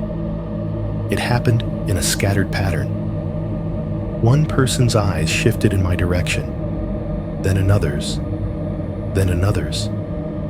until I realized I was the only one not already staring back. There was nothing wrong with their faces. No blood, no distortion, no blankness. Their expressions were mostly neutral, maybe a little curious, like they had just heard my name and wanted to see what I would say. Even as I sat there, some part of my brain noted how much worse that felt. Monsters are easy to categorize. Regular human faces, turned just slightly too still, are harder to file away. At the head of the table, my aunt was the last to move. Her gaze slid from her plate up to my face like it was a struggle to lift it through heavy water. When her eyes met mine, I noticed they looked exactly like they had the last Christmas I saw her alive. Tired, but kind, with those faint crow's feet pulled in at the corners. She did not smile. She did not frown. She just looked at me, really looked at me. In that way older relatives sometimes do when they're trying to figure out who you have become since the last time they paid close attention. For a moment, I thought she was going to launch into some story, or ask me about work, or make a comment about how I never called. Instead, in a voice that sounded exactly like hers, same pitch, same cadence, same little New England edge, she said, "You're not here." The words landed with a small weight, obvious, but wrong. Of course I was here. I was sitting at her table. I could feel the edge of the wooden chair under my thighs, the warmth of the room on my skin. I opened my mouth to argue, to tell her that, but nothing came out. "You're downstairs," she continued, as if we had been in the middle of this conversation and I had simply forgotten. Her eyes did not leave mine. "At your parents' house, on the sofa bed." The room seemed to press in on me. Somewhere beyond the walls, beyond the silence, I thought I could hear a faint echo of something else. The soft tick of a thermostat, the hiss of a furnace, the distant shush of wind against siding. Layers of sound that did not belong to this house. This moment, bleeding through the edges of the dream. "There's someone in the house," my aunt said. She did not raise her voice. She did not lean forward. She stated it the way she might state that dessert was ready or that we were out of milk. "There's someone in the house." A simple fact, dropped in the center of the table. I tried to turn my head, to look past her, to see if anyone else reacted, but I could not move. My body felt glued to the chair, held in place by something I could not feel, but could not fight. My aunt's next words were not loud, but they split the thin membrane between the dream and whatever lay beyond it. "Wake up." The instant she said it, everything snapped. The dining room, the table, the faces, the plates, all of it dropped away, like someone had yanked a tablecloth out from under a full setting. My ears rang with a sudden, sharp rush of sound that I could not immediately place. My heart was pounding so hard it made my vision throb. I was awake, back in my parents' living room, lying on the sofa bed under the tree. For a second, I did not know what time it was or how long I'd been sleeping. The colored lights above me blurred and sharpened as my eyes tried to focus. My chest felt tight, each breath shallow and too fast. Sweat had gathered at the back of my neck and along my spine, cooling quickly in the air. At first, I thought the ringing in my ears was just leftover adrenaline from the dream. Then I noticed what was missing. The furnace had cut out. A few moments ago, I was sure of it, in that hazy, unquestioning way you are sure of things in the middle of the night. The house had been full of noise. The low, constant hum from the vents, the faint whoosh of hot air, the little clicks and pops that come with old pipes expanding. Now, there was nothing. No fan, no pipes, no TV, no footsteps overhead. Even the wind outside seemed to have paused, waiting. The silence in the house matched the silence in the dream so precisely that for a long heartbeat, I could not tell which one I was still in. I stayed absolutely still. After the dream snapped off and the silence of the house sank in, my body's first instinct was not to move a muscle. It felt like every sound I made would be too loud, like it would announce me to whatever else might be listening. For a few seconds, there was nothing. No furnace, no TV hum, no distant car, just my heartbeat hammering in my ears and the faint ring left over from being yanked awake too fast. Then, slowly, the world started to leak back in. The fridge in the kitchen hummed to life, low and steady, a sound I knew by heart from a lifetime of late-night water trips. Somewhere outside, far away, the wind brushed against the side of the house, a soft, dry dragging noise over the siding. The tree lights above me buzzed faintly, a tiny electric whine I had never noticed before. I told myself that had to be why my chest was tight. Leftover adrenaline, the echo of the dream, nothing else. And then a floorboard creaked. Not just any floorboard. I knew exactly which one it was. There is a plank right at the junction where the living room opens into the kitchen. First step past the carpet onto the wood. It has always had a particular sound to it, A drawn-out, complaining note you can recognize from upstairs if you have lived here long enough. Kids trying to sneak snacks, parents checking the locks, drunk 20-somethings coming in too late. That board has told on all of us. The sound now was softer, but it was unmistakable. A single, measured creak, followed by a faint settling noise, like weight shifting over it. My mouth went dry instantly. It felt like all the moisture in my body had rushed to my palms and the back of my neck. My fingers tingled. Not pins and needles exactly, but that numb awareness you get when circulation is being strangled by fear. My chest tightened in a way that made me suddenly aware of every breath scraping in and out. I forced myself to move, just a little. I pushed up onto my elbows, the mattress spring squeaking under the change in weight. The blanket slid down my chest with a whisper of fabric. I inched my head up enough to look toward the kitchen. The fireplace had gone out completely while I slept. No orange glow, no flicker, just a dark glass square on the far wall. The only light in the room came from the tree, its colored bulbs casting red and green and blue blotches on the ceiling and floor.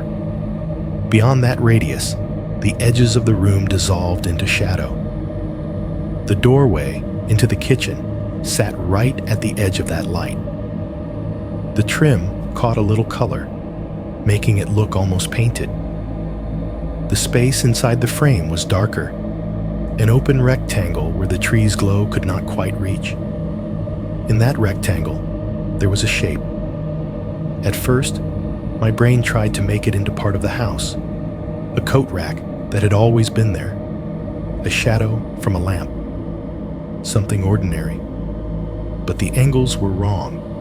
The top was rounded, not flat. The sides were too straight, too vertical, like shoulders. There was a slight notch at the midsection where a waist would be, a subtle widening again where legs would start. A solid, human-shaped shadow stood at the threshold between the living room and the kitchen. Everything in me rebelled at the idea. My mind started grasping for explanations, flinging names at the dark. "Dad?" I croaked, my voice coming out rough and too quiet. I swallowed, throat aching. "Dad!" No answer. The shadow did not move.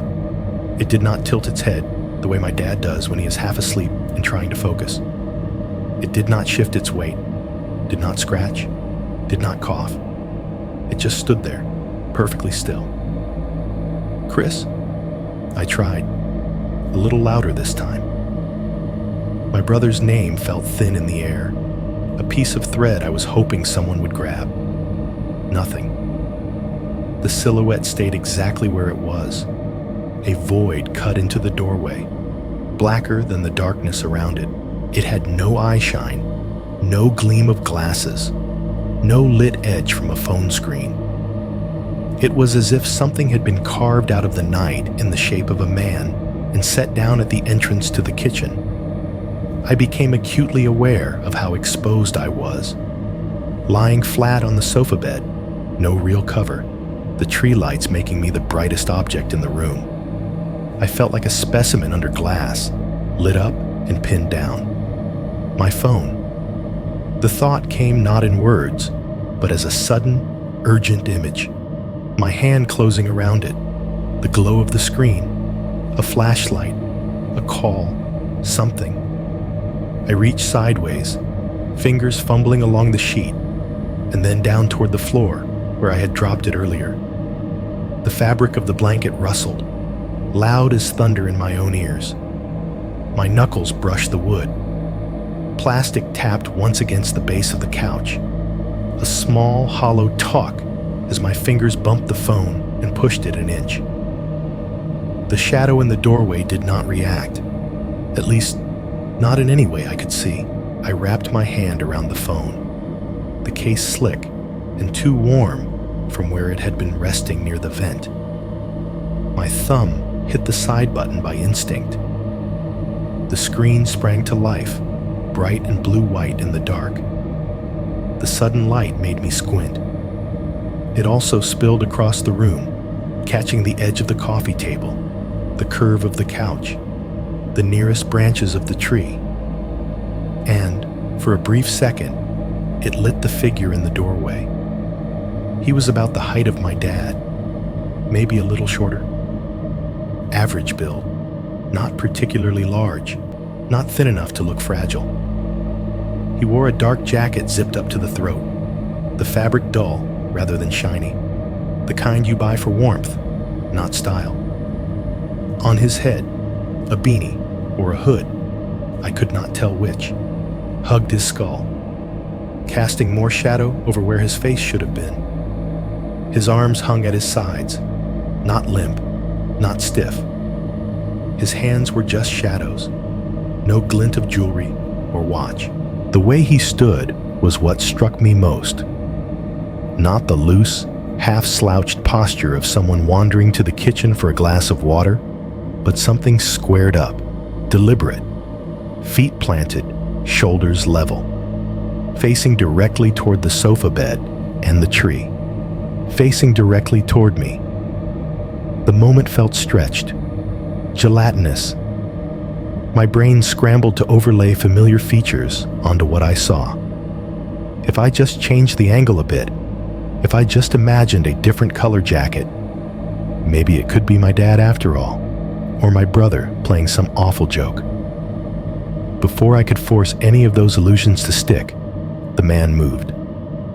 He did not startle. He did not jerk. He simply turned. His head shifted first, then his shoulders, then the rest of him, as though he had made up his mind and his body was following in calm sequence. In 2 steps, soft, heavy sounds of feet on wood, he left the doorway and walked into the kitchen. Out of my view, the floorboard at the threshold creaked again, this time with a slightly different pitch as weight left it instead of landing on it. Then there was the muffled sound of footsteps crossing the kitchen, a series of dull thuds on tile, evenly spaced, unhurried. I lay frozen, phone screen still glowing in my hand, lighting up my face like a target.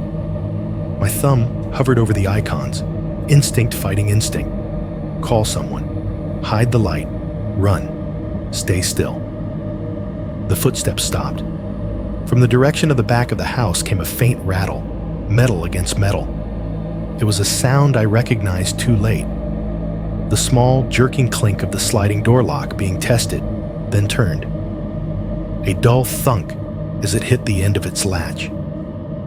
Then, unmistakably, the soft, grinding scrape of the door itself sliding along its track. Shh. The sound was not loud. It did not have to be. In the thick quiet of the house, it carried like a shout. I felt it more than heard it, like a change in pressure in my ears. A beat later, a rush of air slid across the floor, invisible but brutal. It hit the exposed skin of my feet like a handful of snow, shocking and pure. The warmth that had built up under the blanket vanished in an instant, sucked away and replaced with the thin, cutting cold of the outside. The tree lights flickered once as the temperature in the room shifted, the bulbs adjusting to the draft. The branches nearest the kitchen trembled slightly, as if something had brushed past them. Somewhere deep in the house, a pipe pinged, reacting to the sudden change. I stared at the dark archway where the man had disappeared, my heart pounding so loud it seemed impossible no one else would wake up. Upstairs, the floor stayed still. No footsteps overhead. No sleepy voices asking what was going on. No doors opening. It was just me, the sofa bed, the tree, and the cold breath pouring in from a back door that should have been locked. The furnace stayed off. I do not remember making a decision to move. 1 second, I was frozen on the sofa bed with cold air pouring over my feet. The next, my body had already gone. I scrambled upright so fast the blanket tangled around my legs and almost took me down. My heart felt too big for my chest, slamming against my ribs like it was trying to get out before the rest of me. The phone slipped from my hand and bounced off the mattress, the screen flaring and then going dark again as it landed face down. "Hey!" I shouted, voice cracking midway. "Hey!" The word tore out of my throat too loud for the room, ricocheting off the walls, bouncing up toward the ceiling. I did not wait for an answer. I swung my feet onto the floor and ran. My bare soles slapped the wood. Quick, wet smacks that sounded like they belonged to someone else.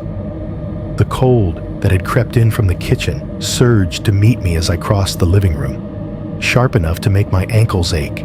The tree lights blurred past in the edge of my vision, little halos of red and green streaking as I moved. Somewhere above, a thud answered my shout, then another. Footsteps. A muffled, startled curse in my brother's voice. The soft, confused exclamation of my mom. Doors opening, the house waking up in fragments. I reached the threshold between the living room and the kitchen and grabbed at the doorway to stop myself from skidding on the tile. My hand hit the frame hard enough to sting. The cold hit my face full on. The back door was halfway open. It sat there in the frame at an angle, one side still on the track, the other pushed out just enough to create a jagged gap. A gust of freezing air poured in through that opening like the house was bleeding warmth directly into the night. The curtain on one side billowed inward, then snapped back, then billowed again, a cheap flag in a steady wind. Snow speckled the mat just inside the doorway. Not a drift, not a full pile, just a scatter of flakes and crusted bits that had been tracked or blown in, melting into a damp, dark patch on the fabric.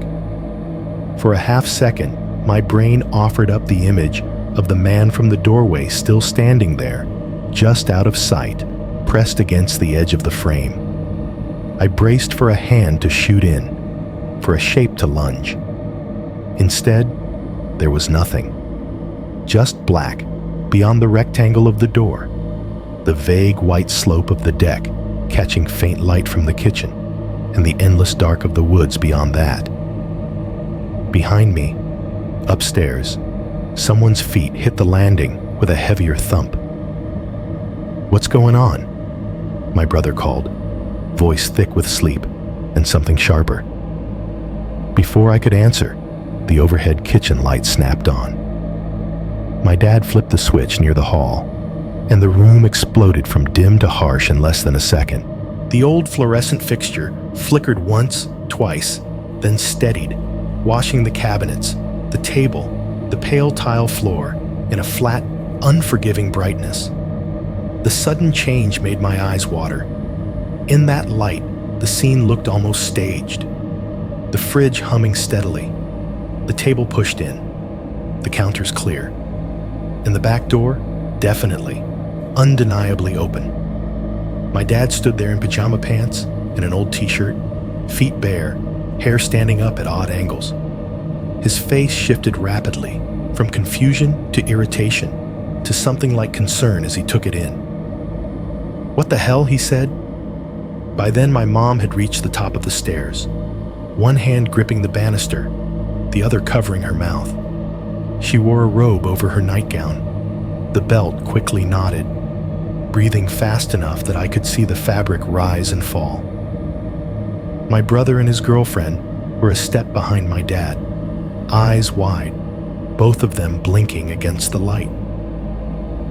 "There was someone in the house," I said. The words came out too fast, tumbling over each other. I woke up. I saw someone standing in the doorway. I gestured back toward the living room. They didn't say anything. They just went into the kitchen, and then the door opened, and they went out. Someone? My mom echoed, the word small and thin behind her hand. A man, I said. Jacket, hat. I thought it was Dad at first, or Chris, but it wasn't either of you. My dad moved past me toward the door, the tile cold enough under his bare feet that he hissed quietly through his teeth. He put a hand on the handle and gave it a little push. The door slid another inch along the track with a soft scrape, then stopped. He pulled it back closed, the frame shuddering gently as it met the jamb. He tested the lock, fingers wrapping around the latch, working it up and down. It moved too easily, clacking into place and back out again. "You're sure you didn't leave it like this?" he asked, not looking at me yet. "Earlier, when you were up?" "No," I said. My voice almost broke on the word. "I'm sure. I haven't touched it since yesterday. You said there was a dog this morning, remember? I haven't." "I know," he cut in, more to himself than to me. He flipped the deadbolt back and forth again, frowning. "Damn thing." My brother stepped into the kitchen, his girlfriend hovering near the doorway, arms wrapped around herself. He looked at the door, then at me. "You're saying some guy was just standing in the living room?" he asked. There was skepticism in his voice, but there was something else under it too. "Yes," I said, "right there, in the doorway." I thought I was dreaming at first, but then he moved. He walked into the kitchen. I heard the lock. I heard the door. My mom made a small noise, halfway between a gasp and a whine. "Oh my God," she said. My dad straightened up abruptly, like a decision had snapped into place. "Boots," he said. "Coats, phones. Let's go." The next few minutes were a blur of motion and fabric and noise. Drawers opening, closet doors banging as we grabbed what we could. I shoved my feet into my boots without bothering to put socks on, the insides cold and stiff against my skin. My brother shrugged into his jacket on the move, zipping it one-handed as he grabbed his phone off the counter. My dad went to the hall closet and dug out the big flashlight he kept there, for storms. A heavy metal thing that looked like it could double as a weapon if it had to. He slapped the end with the heel of his hand, and the beam jumped to life, a narrow, intense cone of white. "Stay inside," he told my mom and his girlfriend. "Lock the front. If anyone knocks, you call 911 before you even think about opening the door." My mom nodded, eyes shiny. "Be careful," she said, which felt laughably inadequate for what we were about to walk into, but there was nothing else to say. Then we stepped out onto the deck. The cold hit harder outside, unfiltered by walls and vents and drafts. It grabbed my throat and lungs, made every inhale feel like swallowing ice. The boards underfoot were crusted with snow, the ridges slick but manageable. The flashlight's beam cut through the dark, bouncing off the drifting flakes in a way that made the air itself look solid. The sound of our boots on the deck was sharp and crunchy, the slower, deeper counterpoint to the lighter, rapid patter of the snow still falling. When my dad stepped down off the deck into the yard, the snow came up past his ankles with a muted FFMP. My brother and I followed, our breaths already huffing white in front of us. "Stay behind me," my dad said, raising the flashlight, sweeping it slowly across the yard. From the door to the middle of the lawn, the snow was mostly smooth, disturbed only by the little eddies of wind that brushed across it. Then, a few feet out, the beam caught something else. Footprints. They started just beyond the deck. centered perfectly in the space where someone stepping out from the open door would land. The impressions were deep, crisp, the edges still sharp. You could see the shape of the tread, the chevron pattern clear in each heel. Each print was spaced the same distance apart, a steady, purposeful stride across the yard. No drift had softened them yet. No accumulating layer had blurred their outlines. Whoever had made them had done so recently, very recently. Jesus, my brother whispered. We followed the trail with the flashlight. The prints moved straight out from the house, then veered slightly to the right, angling toward the line of trees. No hesitations, no circling, no sign that the person had turned back. The closer we got to the tree line, the quieter it felt.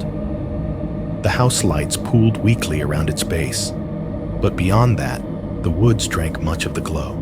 The flashlight beam sliced ahead, catching trunks, low branches, the uneven mounds where fallen logs lay buried under snow. At the edge where the yard ended and the woods began, the footprints changed. Under the branches, the snow thinned. There were bare patches where the canopy had caught most of it, damp earth and old leaves showing through. The prints stepped onto those islands, then onto snow again, then onto a patch where older tracks, deer maybe, or someone else's from earlier in the week, crisscrossed in faint, overlapping lines. Another few steps, and the neat, solitary trail became a mess of depressions and shadows. The beam jumped from one to another, trying to follow a single set and failing. It was like watching a sentence in the snow dissolve midward. Looks like they cut through, my dad said, though there was no clear through to point to. He lifted the flashlight and aimed it deeper between the trees. The beam reached only so far before the darkness swallowed it. The trunks glowed in segments where the light hit, bark slick with moisture and ice. Beyond that, there was just black. Not the soft, empty black of a room with the lights out, but a layered, dense kind that suggested things could be standing there, inches away from where the light stopped, and you would never know. I stood there, boots sinking a little into the snow, breath coming in visible bursts.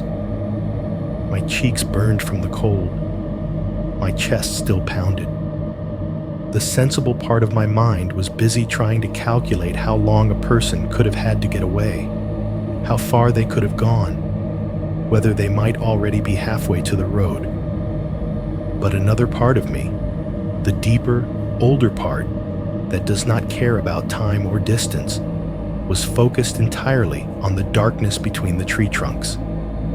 I had the overwhelming, animal sense that something was standing just beyond the reach of the flashlight, not moving, not running, watching.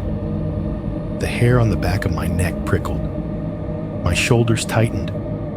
My eyes watered from staring too hard into nothing. My dad swept the beam slowly left to right, then back again, like he could peel the shadows apart if he just tried hard enough. Nothing moved. No branch snapped. No breath smoked out from behind a tree. No new footprints appeared at the edge of the light. Still, the feeling of being stared at did not fade. If anything, it settled deeper, like a weight between my shoulder blades. It was the sensation of walking into a room you thought was empty and realizing, without knowing how, that someone is already sitting in the dark. We stood there for another long moment, 3 figures in the snow, our own breath making the only clouds we could see. "Come on," my dad said finally, voice low. "They're gone. Let's go inside. We'll call it in." We turned back toward the house, the flashlight beam dropping to our feet, the crunch of our steps filling the quiet. I did not look over my shoulder again. I was afraid that if I did, the feeling would finally resolve into something my eyes could see. It was easier in that moment to walk away with the sense of someone watching than to confirm, one way or another, what might be standing just beyond the edge of the light. When we came back inside, the warmth of the house felt wrong. It rushed at us the second my dad slid the back door shut, thick and stale compared to the air outside. My cheeks stung as they thawed. Snow clung to the edges of our boots and melted onto the tile in little puddles that looked too small for what we had just walked through. My mom was waiting in the kitchen, both hands wrapped around a mug she was not drinking from. She looked past us immediately, eyes jumping to the back door, then to the floor, then to our faces. "Well?" she asked. Her voice was brittle around the edges. "There were footprints," my dad said, rubbing one hand hard over his face. "Fresh ones, across the yard into the trees." She sucked in a breath and pressed her lips together like she was trying to physically hold in whatever noise wanted to come out. "I'm calling 911, she said. My dad hesitated, just long enough for his doubt to show. "I don't know if we're calling," she snapped, sharper than I had heard her in a long time. "A man was in the house. There are footprints in the yard. We are calling." Her eyes flicked over to me as she said it, and I realized that whatever questions she had about details, she believed the core of what I'd told her. Or at least, she believed something had happened to me, and that was enough. My brother nodded once, jaw tight. "Yeah," he said, "we should." My dad looked at the three of us, then at the back door again, the half-melted snow on the mat, the smear where the door had slid open, the latch that moved too easily. "Okay," he said finally. "Okay, call."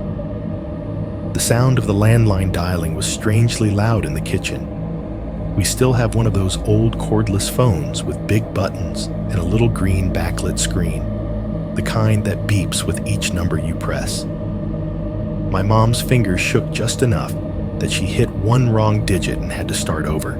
I stood by the table, arms wrapped around myself, listening as she gave the dispatcher our address in that careful, over-enunciated way people do when they are trying not to sound panicked. The dispatcher's voice on the other end was calm, almost soothing, the same tone you hear in training videos. "Is anyone hurt?" "No." "Is the person still in the house?" "We don't think so. He went out the back. My husband and sons saw footprints." "Okay, stay inside. Lock your doors. Officers are on the way." The wall clock over the doorway ticked steadily as she talked, each second puncturing the stillness. It was just past 3 in the morning. We drifted into that weird waiting space that happens after you call for help, and before help actually arrives. My dad locked the back door again, this time rattling the latch twice for good measure.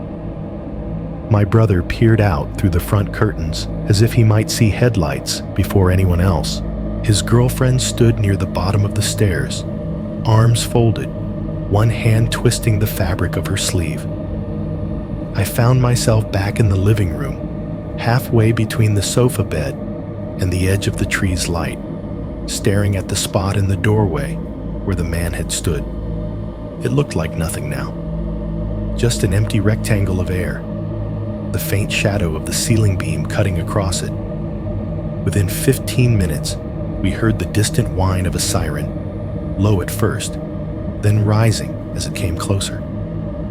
It cut off suddenly, and a few seconds later, the crunch of tires on snow and the soft slam of doors carried through the walls. My dad went to the front hall. "I'll let them in," he said, more to the house than to us. The front door opened, letting in a slice of cold air and the murmur of radio chatter. 2 officers stepped into the entryway, stamping snow off their boots onto the mat. Their radios crackled softly, the occasional burst of static reminding me that somewhere else other people were awake and dealing with other problems. Both wore heavy winter jackets over their uniforms, the reflective strips catching the hallway light. One was older, late 40s maybe, with lines around his eyes and a mustache that looked permanent. The other was younger, early 30s, clean-shaven, his hair still damp from either snow or sweat. "Evening," the older one said, out of reflex more than accuracy. His name tag read Howard, or morning, I guess. My mom, being my mom, immediately offered them coffee. They both said they were fine, then accepted on the second offer. Small-town manners are hard to override, even at 3:30, with a possible intruder still fresh in everyone's heads. We ended up gathered in the kitchen. The officer sat at the table with small spiral notepads in front of them, steam from the coffee curling up in loose spirals. The younger one, Martinez, held his mug between both hands, but did not drink. Officer Howard did most of the talking. "Okay," he said. "Why don't you walk us through what happened? From the beginning. Whoever saw something first." They all looked at me. I cleared my throat, suddenly very aware of how ridiculous some parts of this were going to sound out loud. "I was asleep on the sofa bed," I started, "in the living room, under the tree. I had this dream. I know that part doesn't matter legally, but it's how it started. My aunt, she's dead now. She told me in the dream that I wasn't there. I was downstairs, and there was someone in the house, and I needed to wake up." Howard's pen paused for a fraction of a second, then resumed. His face did not change. "When I woke up," I continued, "the furnace had just gone off. The house was completely quiet. Then I heard the floorboard at the kitchen threshold creak. That one?" I pointed automatically toward the doorway. It has a very specific sound. I sat up and looked, and there was a man standing in the doorway between the living room and the kitchen. "What did he look like?" Martinez asked. "Average height, maybe my dad's size. Jacket, dark. Some kind of hat or hood. I couldn't see his face clearly. The only light was from the tree." I called out. I said Dad and Chris. He didn't answer. He just stood there. My mom's hand tightened around her mug. I heard the ceramic tap once against the table. When I grabbed my phone, the screen lit up, and that lit him up more. He turned and walked into the kitchen. Then I heard the back door, the lock, the sliding sound. The cold air came in. That's when I yelled, and everyone woke up. I stopped, realizing I'd been talking faster and faster. My throat was dry. I was suddenly aware of the smell of the coffee, the tick of the clock, the faint rumble of the fridge a room away. Howard nodded slowly, eyes flicking between his notes and my face. "You didn't see his face at any point?" he asked. "No," I said. "It was too dark, and then it happened too fast." "Any accent when he moved? Breathing? Did he say anything at all?" "No, nothing." "And you're certain it wasn't a family member? Sometimes when people wake up suddenly, especially from vivid dreams, things can get jumbled." Across the table, my dad bristled. "I was in bed," he said. "We all were. None of us sleepwalk. I don't play games like that at 3 a.m. "I understand," Howard said, holding up a hand. "Just have to ask, that's all." "Could it have been someone we know?" my mom asked, voice brittle. "A neighbor kid? Somebody playing a prank?" "If it is, they picked a hell of a way to do it," my brother muttered. The officers asked about valuables next. Did we have any cash lying around? Jewelry? Electronics? What about the cars? Anything missing from the driveway? My parents shook their heads. The TV was still on the wall. The keys were where they always were. The cars sat where we left them. You said you have cameras, Martinez said, turning slightly toward me. Ring system? Front door camera, I said. And a motion thing for the back, but I don't think it records video. We've had some weird logs lately though. Motion in the middle of the night.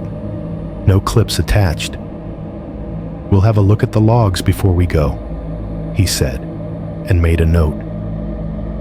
They went over to the back door next. Howard ran his fingers along the frame, checking for splintered wood, pry marks, anything that would scream forced entry. He crouched down to look at the track, the lock, the handle. Martinez stood nearby, pen hovering. Does this latch ever give you trouble? Howard asked. All the time, my dad said. Old frame. House shifts when it's cold. I've been meaning to fix it. Howard jiggled the lock a few more times. From where I stood, it was obvious how little effort it took to move it from locked to unlocked. I don't see any signs of someone forcing it, he said finally, straightening up with a quiet groan at his knees. No scratches, no pressure marks. It's possible it wasn't fully seated and the frame shifting did the rest. It was closed, I said, more sharply than I meant to. I would have noticed if the door was open before I went to sleep. I'm not saying it was wide open, he replied evenly. Just that it might have been not all the way. These old sliders are finicky. A gust of wind, a temperature change. My dad rubbed his temple. So what? You think he imagined the whole guy standing in the doorway? He asked. Howard shook his head. I'm not saying that either. Someone was on the property. There are footprints. We saw those. You did the right thing calling us. We'll do a sweep around the house, see if we can pick up tracks on the other side, maybe see where they went. There was a brief pause, like he was debating with himself. Then he added, almost casually, We have had a couple of reports the last month or so, he said. People saying they heard someone on their porch late or found their back doors tried. Few folks calling in about car doors being checked in the driveway. Nothing taken that we know of. No broken windows. We figured it was either some bored teenager being an idiot or somebody looking for a quick score from an unlocked vehicle. My mom's eyes widened. And you didn't think to tell the neighborhood? She asked. We did, Martinez said quickly. There was a notice at the town hall. Went out on the Facebook page too. My parents traded a look that said everything about how often they checked the town Facebook page. Point is, Howard went on, this might be related, or it might not. Could be someone passing through. Could be somebody local who doesn't realize how close they're coming to getting themselves shot. He tried to make it sound like gallows humor. It landed somewhere between reassurance and warning. He flipped his notebook closed with a small, final, faint smack. We'll file a report, he said. We'll add your description. We'll keep an eye out tonight. In the meantime, double-check your locks. Lights on around the house don't hurt. And if you see or hear anything else, you call us. Don't hesitate. He said all the right words. They did all the right things. But underneath the professionalism, there was that familiar, almost imperceptible shrug, the one that says, we will write this down, but we do not expect to find anyone. We live here too. We know how these things go. They finished their coffee, wiped their boots as best they could on the mat, and stepped back out into the night. The door closed behind them with a soft thud. The cold cut off once again. The house swallowed the quiet. The ticking of the clock resumed its lonely march. Morning came like it always does, blunt and inconsiderate. I woke to the smell of coffee and the feeling that I had not slept at all. My body said otherwise. My neck ached in that specific way that meant I had eventually passed out in a bad position. But my brain felt like it had been quietly pacing all night, never really resting. Light leaked around the edges of the curtains, brighter than it had the day before. When I sat up, the tree lights were off, leaving the ornaments dull and muted. The sofa bed creaked under me, the springs complaining, a normal, ugly sound that felt almost comforting after the night. For a minute, I just sat there, listening. The furnace was on again, humming steadily, blowing warm air through the vents. The fridge added its own low note. From somewhere outside came the distant scrape of a plow blade on asphalt, the sound carrying strangely clean in the cold morning air. Voices drifted in from the kitchen, my mom's, pitched higher than usual, but trying to sound calm. My dad's, lower and edged with that practiced, everything's fine tone. The clink of mugs, the soft gurgle of the coffee machine finishing a pot. When I finally got up and moved to the front windows, the view could have been a postcard. Fresh snow had fallen after we went back to bed, or, in my case, lay awake staring at the ceiling. It smoothed over some of the roughness in the yard, filling in footprints, softening edges. The sun sat low but bright, reflecting off the new white layer so intensely that it made my eyes water. Icicles hung from the eaves, glittering like someone had strung glass along the roofline. Our breath from the night before, our panic, our footprints in the yard. Daylight had already started erasing those, one slow degree at a time. It is amazing how much safer everything looks under a blue sky. The same trees that had loomed as a wall of black now stood there in stark detail. Branches traced with ice, shadows stretched long and thin across the snow. The patch of woods behind the house looked small in the daylight, manageable, like a backdrop instead of an endless void. The knock on the door came mid-mug. I was sitting at the kitchen table with my hands wrapped around coffee. I was not really drinking when it sounded. Firm, polite, not urgent. My mom jumped anyway. "It's probably the officers," my dad said, already standing. "They said they'd swing by again." He was right. Officer Howard and Officer Martinez stood on the porch when he opened the door, hats pulled down against the cold, breath steaming. The snow on their boots was fresh. "Morning," Howard said. "We figured we'd take another look around in the daylight, see if we missed anything." The four of us, my dad, my brother, the older officer, and me, ended up back in the yard, boots crunching over the crusted snow. The cold bit sharper than it had the night before. The sun made it look inviting. The air made sure you knew better.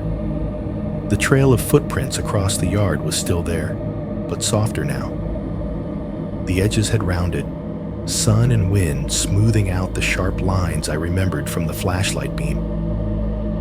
A dusting of fresh snow had settled into the depressions, turning each print into a pale, ghostly shape instead of a crisp declaration. Howard crouched near one, squinting, his gloved hand hovering just above the surface. "Still a good impression," he said. "Decent tread. Common enough pattern, though. Half the town probably has boots that print like this." "Size?" my dad asked. 10, 11 maybe, Howard said. "Hard to say exactly with the snow like this." We followed the line again, out toward the trees. The same arc toward the right. The same steady stride. At the edge where the yard spilled into the woods, the same messy tangle of prints and bare patches. Could have been anyone, Martinez said quietly, shining a smaller flashlight into the spaces under the branches, even though the sun was already doing most of the work. Or more than one person, over time. Hard to tell now. They talked through possibilities as we walked. Could have been a drunk neighbor who got turned around on the way home, Howard said. Took a shortcut through yards, didn't realize where he was until he hit your back door. Or somebody just checking handles, Martinez added. They get lucky with an unlocked car, glove box, maybe a back porch. See a light go on and decide it's not worth it. You think they knew we were here? I asked. My voice sounded thin in the open air. Howard shrugged, the motion muffled by his jacket. Most people don't pick a house with a tree lit up in the window if they're looking for an easy score, he said, but not everyone's bright. Could be they were hoping you were all asleep and they could grab whatever was near the door. Shoes, a bag, who knows? Someone in the house, I said, more to myself than to him. He was in the house. He didn't argue with that. He didn't agree either. He just let the statement hang, like a shirt on a line waiting for the wind to decide which way it would blow. Part of me wanted to grab onto their simple theories and hold on tight. A drunk neighbor, a bored teenager, some opportunist who panicked when he realized people were awake. Those kinds of stories have edges. They fit into known boxes. They end with a sentence like, "Lock your doors and you'll be fine." But every time I tried to shove what I had seen into one of those shapes, it scraped against the sides. The memory of the figure standing in the doorway, silent, unmoving, facing straight toward me, that did not feel like someone stumbling home or just testing handles. It felt deliberate. It felt like being studied. We went back inside when our faces started to go numb.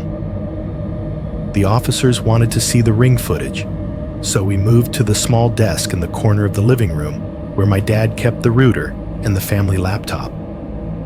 I logged into the account while they stood behind me. The three of us hunched close enough that I could feel the heat from their jackets on my shoulders.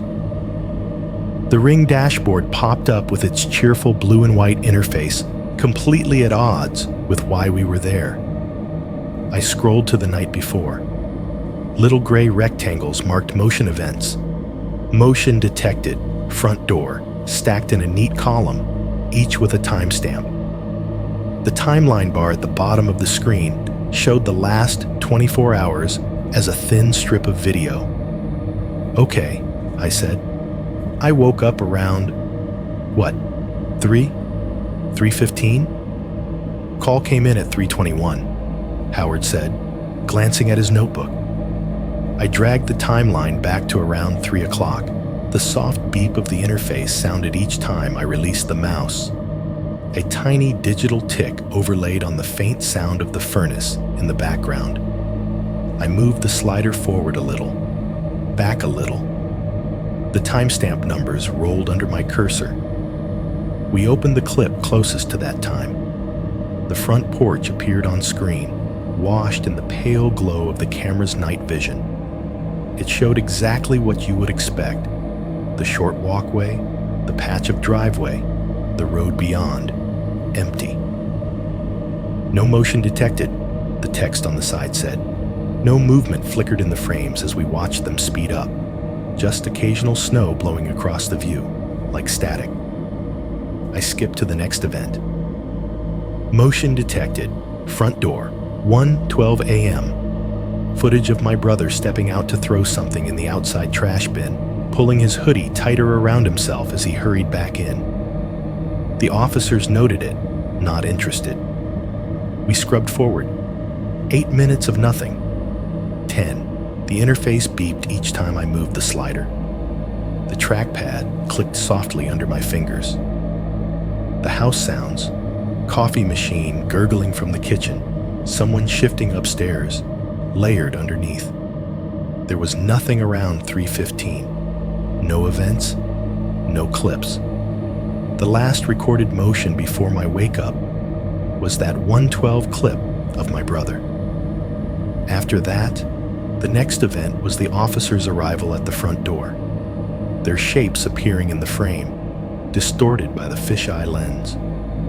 "So he didn't come in the front," Martinez said. "He came from the back," I said. "I told you." "We don't have a camera back there," my dad asked, frowning at the screen like it had betrayed him. "Not a video one," I said. "You never got the second unit, remember? You just put that contact sensor thing on the window by the sink." My dad blinked. "Right," he said slowly. "Yeah, I kept meaning to order another camera. Just never did." I backed out of the video view and clicked over to the history section. A list of events appeared, scrolling down through days and weeks. Front door, motion, package detected, window sensor, offline, window sensor, back online. Here and there, a line without a video icon, sensor event. "Here," I said, pointing at one from a few days before Christmas. "Back window sensor, opened." "That was me," my mom said from the doorway, having drifted in as we talked. "I cracked the window when I was baking. Got too hot in here." Further down, there it was. "Back sensor, event, 3:17 a.m. No camera icon, no clip. Just a bare log entry, like the one I'd seen on my phone in Boston, sitting in the list like a missing tooth." "That's the one I noticed," I said quietly. "Before I came up, just a line, no video." Howard leaned in, reading it over my shoulder. "Could have been a glitch," he said. "Could have been heat or cold expanding something. These smart systems can be jumpy." "But if someone tried the back door then," I said, "or the window, we wouldn't see it. We'd just get this, a note that something happened." He did not argue. He did not agree either. He just looked at the word event on the screen for a long moment, then straightened up. "So you've got a good view of the front," he said. "Nothing on the back except a sensor that chirps at you." My dad sighed, rubbing the bridge of his nose. "I thought it was enough," he admitted. "Front's where people come. Back's just the deck and the woods." We all looked, almost involuntarily, toward the kitchen, toward the sliding glass door we could not see from where we sat. In the light of day, with the laptop humming and the interface chattering politely at each click, it was tempting to reframe the night as something manageable, a data point, a sensor blip, a minor incident in a small town with budget issues. But as I stared at the gap in the surveillance, the exact blind spot where the man had stood, where he had crossed from living room to kitchen, where he had opened the door, I felt that thin, cold line of air across my ankles again. Not really there, but remembered so sharply my body reacted as if it were. There was never a camera watching that doorway. Never a lens pointed at the place where he paused and turned his head toward me. The safest part of the house, the place under the tree, where I had always felt like nothing bad could happen as long as the lights were on, sat squarely in a patch of space that the system simply did not see. It was one thing to know you were being watched by something you could not see. It was another, I was starting to realize, to be watched by someone who knew exactly where you were not watching back. That night, there was no debate.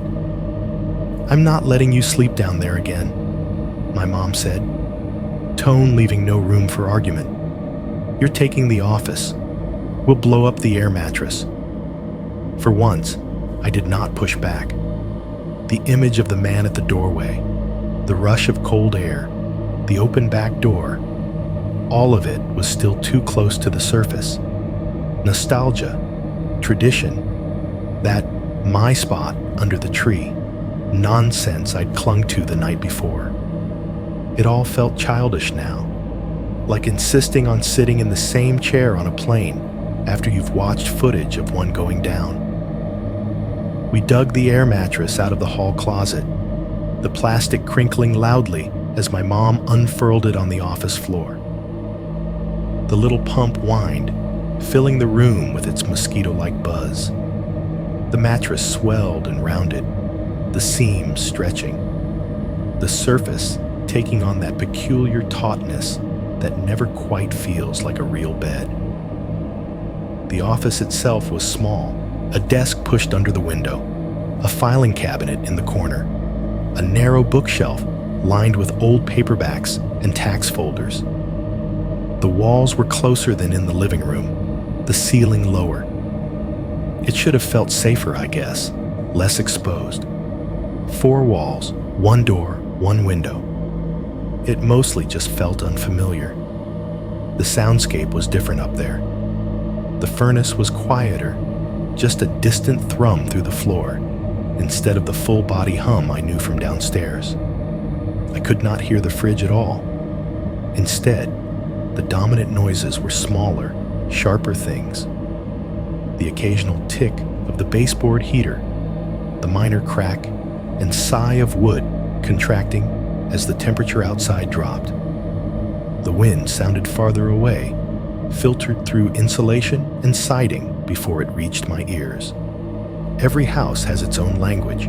I had grown up understanding the dialect of the downstairs.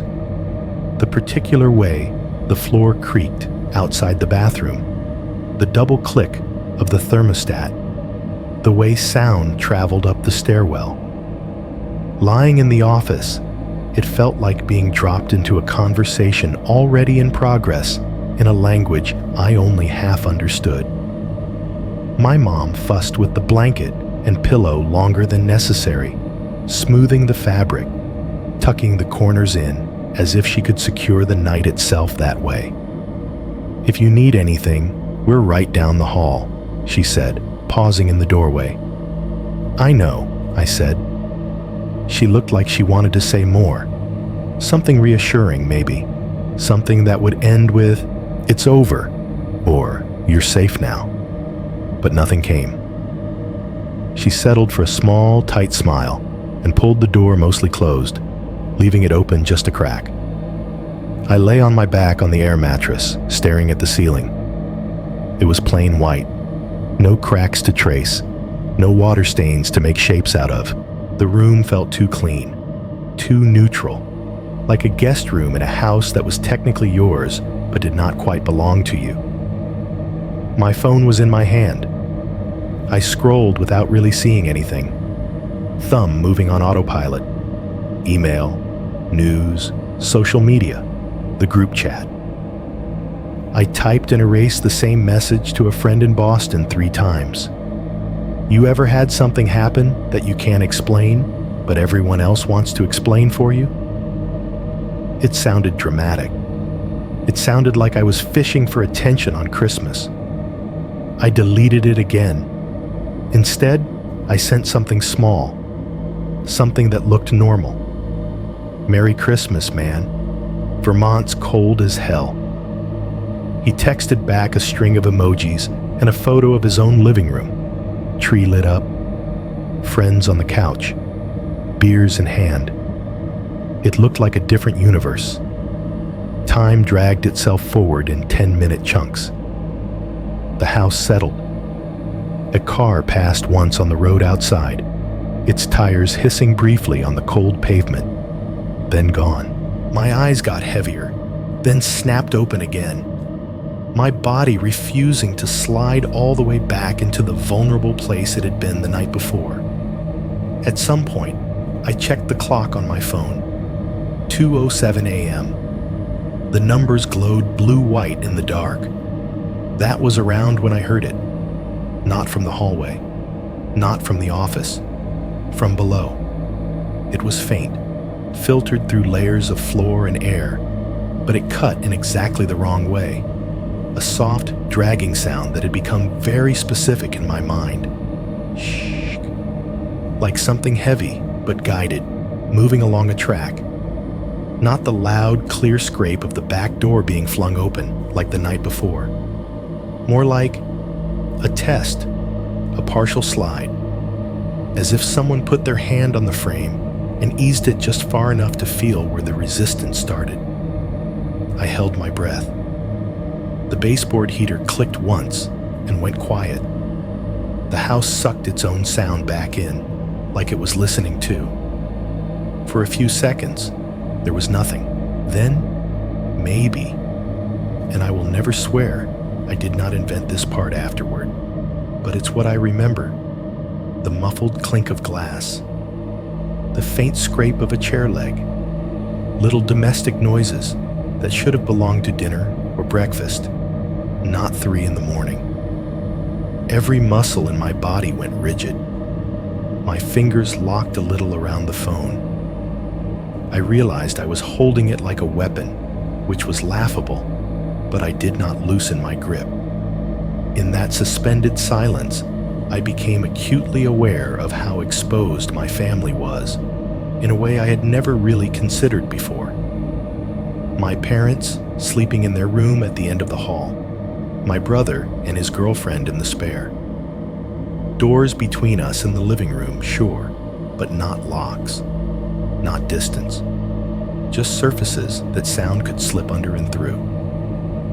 The easy answer would have been to get up, knock on my dad's door, say, I heard it again. Let someone with actual authority and age and maybe fewer frayed edges decide what to do.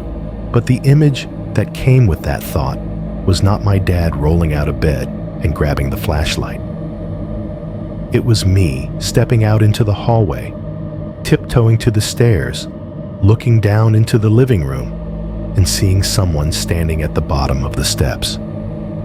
Not by the back door this time, not hovering in the threshold. Just there, at the base of the stairs, head tilted up, watching me. The idea rooted itself so firmly that for a moment my brain could not separate it from reality. I could almost see it. The pale smear of the tree lights on a dark jacket, the glint of eyes catching just enough light to shine. I did not move. I lay there, staring at the office door. The crack my mom had left let in a thin, warm line of light from the nightlight in the hallway.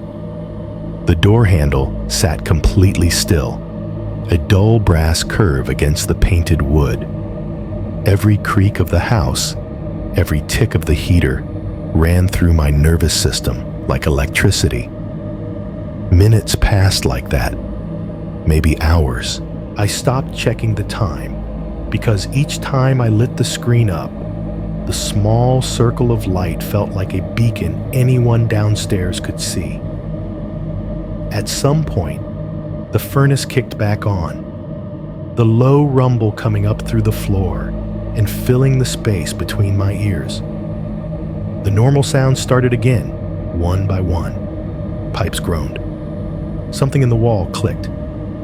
Far away, maybe in another house, a dog barked once, short and annoyed, then quit. I did not sleep. I stayed on my back on that cheap air mattress, eyes open, watching that door handle as if it was the only thing anchoring me to the room. Every so often, I would imagine it turning, just the tiniest twitch, and my whole body would jolt. It never did, but the expectation did not fade. When light finally started to seep in around the edges of the blinds, gray giving way to a thin winter blue, my body felt like it had been filled with sand. Heavy, gritty, slow. My mind, though, was wired enough that I knew sleep was not coming now either. I waited until I heard movement down the hall. My dad's footsteps, my mom's voice, the familiar morning routine starting to spool up. Then I pushed myself upright, every joint protesting, and cracked the office door open. The hallway looked the same as it always did. The family photos on the walls, awkward school pictures, weddings, vacations, stared back, frozen in their own time. The thermostat glowed its little green digits. The air smelled like coffee and toast. I walked past my parents' room. Their door was ajar, voices low and indistinct. Past the spare room, where my brother's laugh filtered out faintly. Down the stairs, hand on the railing, each step creaking in the exact tone my memory expected. The living room was quiet. The tree lights were off again, the branches dull, ornaments hanging limp. The sofa bed was still pulled out from the night before, a shallow dent in the pillow where my head had been. Nothing looked obviously wrong. I moved toward the kitchen, eyes scanning the back door.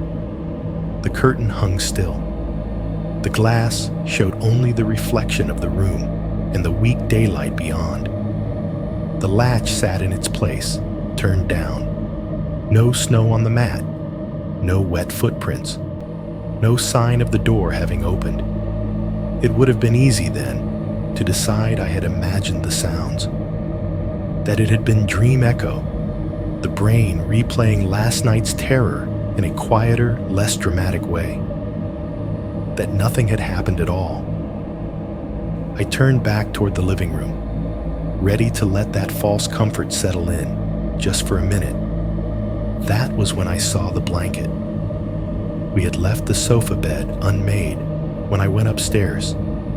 Blanket smoothed over, pillow on top. The whole thing, an abandoned nest in the middle of the room. No one had slept there. Everyone had gone to their own rooms. Now, the blanket on the sofa bed was slightly folded back, as if someone had sat down on the edge of the mattress and then shifted, or lain there for a while and then stood up. A shallow crease ran along the middle where weight had pressed it down. The pillow had moved an inch to the left. It was subtle enough that I might have missed it if I had not spent half my night memorizing the exact shape of that bed. But once I saw it, I could not unsee it. I stood there in the doorway, heartbeat starting its hard, familiar climb up my throat again, and realized that sometime between the moment I left this room and the moment I came back, someone had been exactly where I used to think nothing bad could ever reach me. No one admitted to going downstairs. The drive back to Boston felt shorter than the drive up, even though it was the same number of miles and the same boring stretch of road. That is how it goes when your brain is running laps around itself. Time folds. Vermont shrank in the rearview mirror. The little town sign, the sagging power lines, the knot of trees behind my parents' house that looked small again in daylight. The snowbanks on the side of the highway changed from clean white to gray slush as I crossed state lines, like someone had turned down the saturation and forgotten to stop. By the time I hit the outskirts of the city, the landscape had given up any pretense of being pretty. Plowed snow was piled into icy walls dotted with trash. The sky was the exact color of road salt. I slid back into the same lanes, the same exit ramps, the same awkward merge near the bridge. Cars boxed me in on all sides, everyone in a hurry to get nowhere. Back in my building, the elevator smelled faintly of damp wool and takeout. Someone had propped open the front door with a bag of rock salt. Muddy prints tracked across the lobby floor. The hallway to my apartment was lined with the same scuffed baseboards, the same flickering overhead light that the landlord promised to fix soon. Inside, everything was exactly where I had left it. The plants drooped a little, but weren't dead. The sink had a couple of mugs in it. The air was stale and city flat. No trace of pine or wood smoke, just the faint ghost of whatever air freshener the downstairs neighbor used. I unpacked slowly, more from a lack of momentum than any real reluctance. Clothes back in drawers, toiletries back in the bathroom, phone charger coiled next to the bed like it had never left.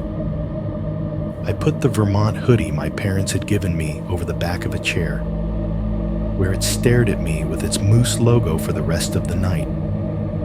January slid in the way it always does, wet, gray, and loud. The subway was a mess of damp coats and fogged glasses. Salt caked the platform edges.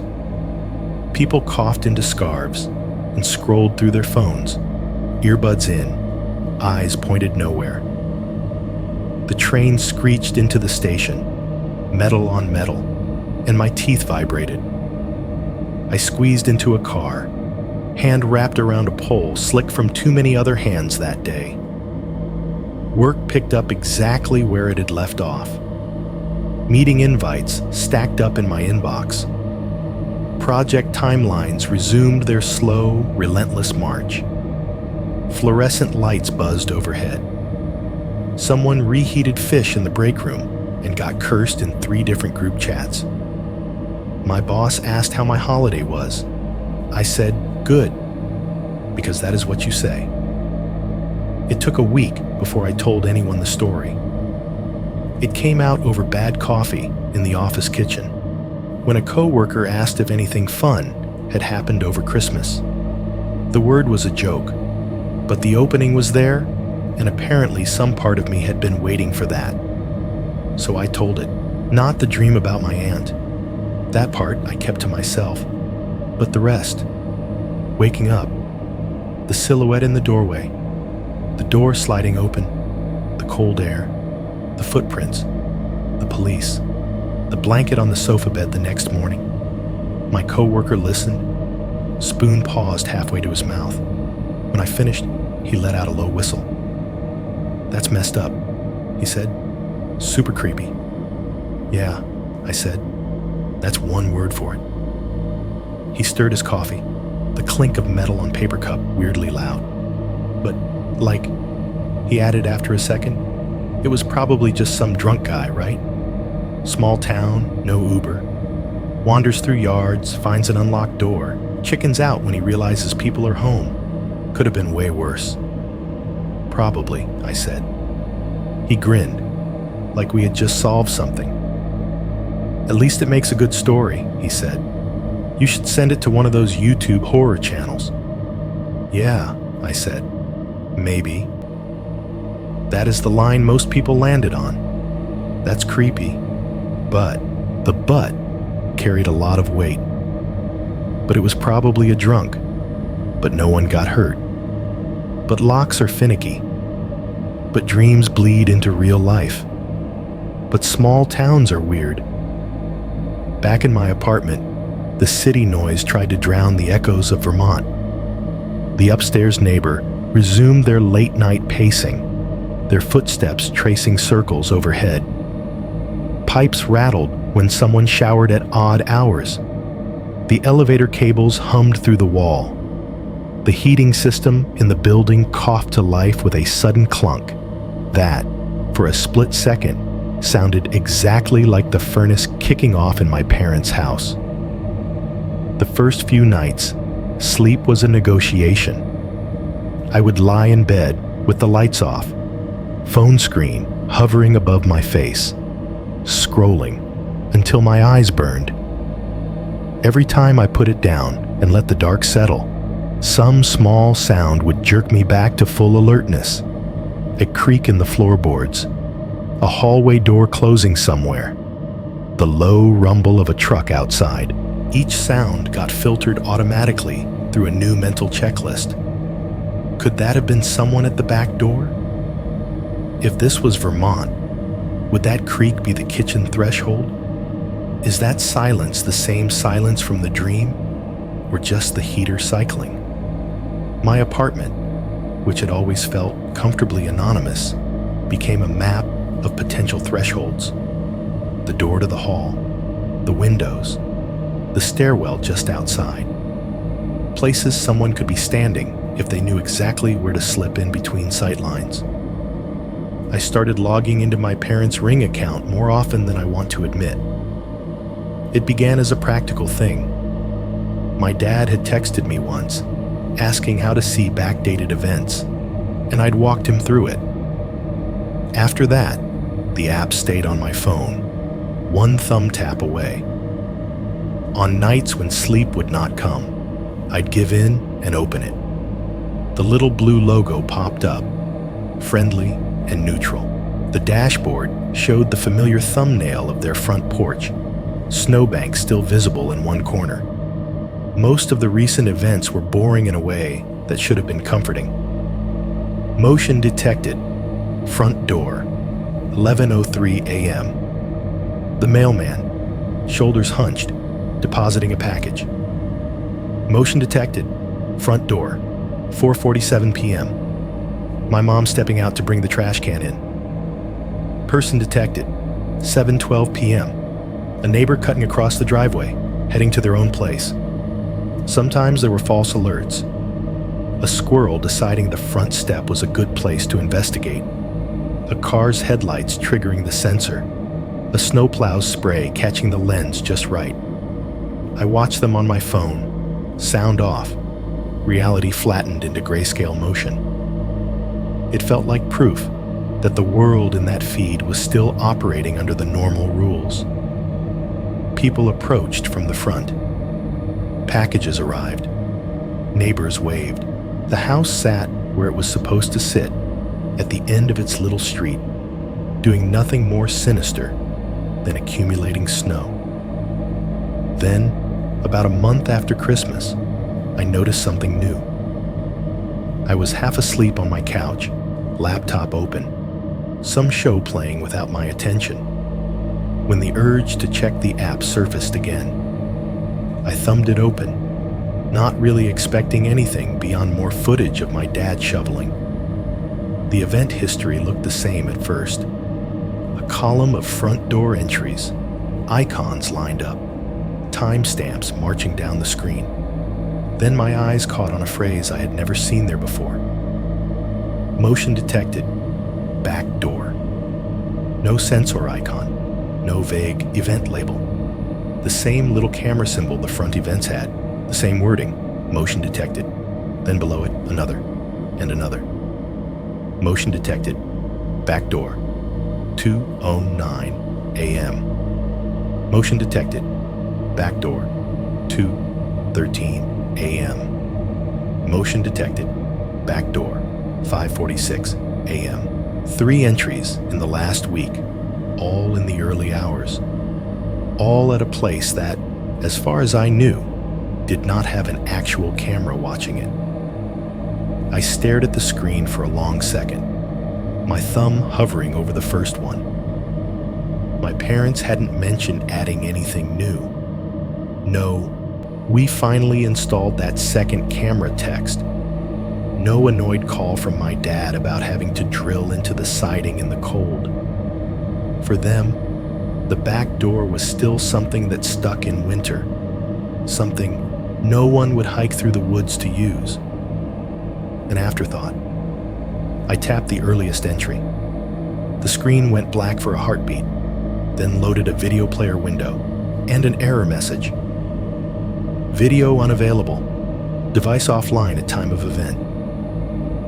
I backed out, tried the next one. Same message. Tried the third. Same thing. The system insisting it had seen something. Tried to grab it and failed. Maybe my parents had bought the camera, half set it up, and then never finished. Maybe some compatibility issue was throwing ghost notifications into the log. Maybe there was a perfectly boring explanation that they would give me the next time I called. Sitting there in my apartment, the glow from my laptop painting the walls a tired blue, the radiator clicking as it cooled, I realized something else. Whatever had triggered those entries was moving in a space the system was only barely beginning to see. a blind spot someone had started to feel around the edges of. Motion detected. No image. No one downstairs waking up to the sound. For a moment, the city around me, the traffic, the neighbor's TV, the elevator cables humming, faded. All I could hear was the memory of a floorboard creaking in a Vermont house and the soft, careful sound of something learning exactly where the cameras stopped watching. I called my dad the next day under the pretense of checking in, which was technically true, just not the whole truth. We did the usual small talk first. How's work? How's the weather? How's mom's knee? He complained about snow in April, again, as if it was a personal attack from the state of Vermont. It was only after the conversation dipped into that familiar lull that I slid it in. "Hey," I said. "Random question. Did you guys ever end up putting a camera on the back door?" There was a pause on the line, just long enough for me to hear the faint clink of a mug being put down. "Yeah," he said. "I did, actually. February, I think. One of those floodlight combos they put on sale. Figured, just in case." Just in case. He said it casually, but the words sat heavy. The man in the doorway. The footprints. The blanket. The officer's polite shrugs. All of it condensed into those 3 words. "You didn't tell me," I said. "I didn't want to make a big thing out of it," he replied. "No point in getting your mother spun up again. Besides, it was cheaper to just buy the thing than listen to her remind me about it every week." I laughed automatically, the sound thin. "Fair," I said. "Does it work okay?" "As far as I know," he said. "It goes off every time a squirrel has an opinion about our deck. I keep meaning to turn the sensitivity down." "Why?" I lied badly. "Oh, I just saw some backdoor events in the log. Got curious." "Well, if you see anything weird, let me know," he said. I don't know. Wave at it, I guess." We hung up after that, drifting back to the safer topics of car maintenance and grocery prices. The second the call ended, I opened the app again. The back of the house had its own thumbnail now. A wide view of the deck, the sliding glass door on the left side of the frame, the railing running across, and the first few rows of trees silhouetted beyond. The camera's night vision washed everything in flat grayscale, turning the snow into glowing patches and the woods into a soft black wall. I hit play on the most recent clip. Nothing dramatic, just wind worrying at the branches, making them sway in jerky, unnatural movements under the infrared. A light dusting of snow tracked in angled streaks across the deck. The heater exhaust fan near the foundation added a faint, constant hiss to the audio, like distant white noise. Somewhere far off, a car's engine rose and fell as it passed on the main road. Most of them were like that. Over the next few weeks, and then months, I built a habit I did not talk about with anyone. Some nights, after work and dinner, and whatever half-hearted attempt at entertainment I managed, I would end up back in the app, thumb sliding down the list of events. Motion detected, back door, 2:14 a.m. Motion detected, back door, 3:02 a.m. Motion detected, back door, 2:47 a.m. The pattern emerged slowly, the way mildew does. Obvious only after you realize the spot has been growing for a while. Most of the interesting timestamps live between 2 and 3:30 in the morning. The late night hours when the house would have been quiet, my parents asleep, the town dead. When I tapped those entries, the clips themselves were almost insultingly mundane. In one, a raccoon waddled into view from the left, its eyes 2 white coins in the infrared, tail ringed and fluffy. It sniffed along the base of the sliding door for a while, leaving delicate paw prints in the snow, then trundled off toward the trash cans. In another, a fox trotted along the edge of the deck, head low, body a sleek, dark blur against the snow. It paused once, ears pricked, as if listening to something inside the house, then moved on, vanishing into the line of trees with practiced ease. Sometimes, there was nothing obvious at all. Just the deck, the rail, the black line of woods. The motion flag must have been triggered by subtle shifts in shadow or temperature. The heater exhaust puffed out, visible in the cool air as a cloud that shimmered and then disappeared. Tree branches swayed. The snow drifted in thin, horizontal sheets. The camera recorded 30 seconds of almost stillness and then cut out. I told myself those were the good nights, the normal ones. Nature doing what it always does while my parents slept, oblivious. But then, there were the other clips. In one, the camera caught what might have been a person at the tree line. The timestamp read 2:22 a.m. on a Tuesday in March. The deck itself was empty. The snow reflected the night vision back at the lens in a dull glow. At the very edge of the frame, just where the trees began, something moved. Not a clean, identifiable shape, just a darker vertical band that broke the pattern of trunks for a moment. It slid from left to right, slow and deliberate, then disappeared behind a thicker tree.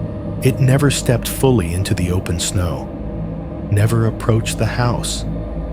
If you did not already know what you were looking for, you could have dismissed it as a trick of the wind, a branch swaying, compression artifacts in the cheap camera feed. I watched that 30-second clip 6 times in a row, thumb hovering near the pause button, trying to catch the figure at the exact frame where it looked most human. I could not tell myself it was a deer. The proportions were wrong, too upright, too narrow. When I asked my dad casually later that week if he'd noticed anything weird on the back camera, he said, just the usual zoo, raccoons, foxes, maybe a skunk. I don't watch all the clips. I'd go nuts. I did not mention the shadow at the tree line. The months blurred. Work, subway, apartment, Ring app. Snow turned to rain. Salt gave way to puddles. My parents texted me pictures of the backyard as the snowpack receded, revealing the same patch of grass, the same deck, the same line of trees, now stripped of their ice. Spring crept in, then early summer.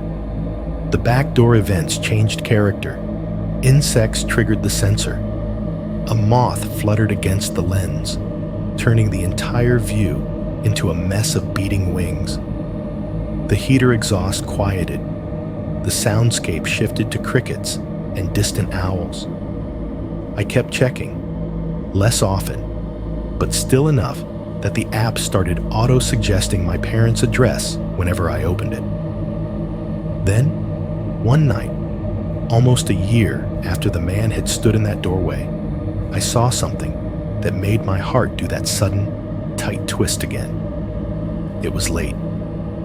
I had been half reading an article, half listening to the building's pipes knock and sigh in the summer heat. Sleep did not feel urgent. Work the next day was pointless meetings and spreadsheets. On a whim that I tried not to name, I opened the app. The date on the top of the event list hit me before anything else. December 22nd, not the exact night.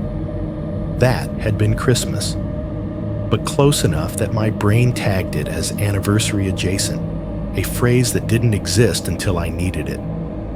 There it was in the list. Motion detected, back door, 3:09 a.m. Camera icon, 30-second clip. I tapped it. The feed loaded, night vision already on. Snow on the deck again, thinner than the year before. but still enough to glow. The curtain inside was half drawn, visible as a pale shape behind the glass. The heater exhaust whispered at the bottom of the frame, a steady hiss. For the first 10 seconds, nothing moved. I almost backed out, ready to chalk it up to a branch or a car headlight. Then from the right edge of the frame, something passed close. I did not see a body, not fully. There was no clear outline of shoulders, no head, no legs crossing the snow. What I saw was the shadow.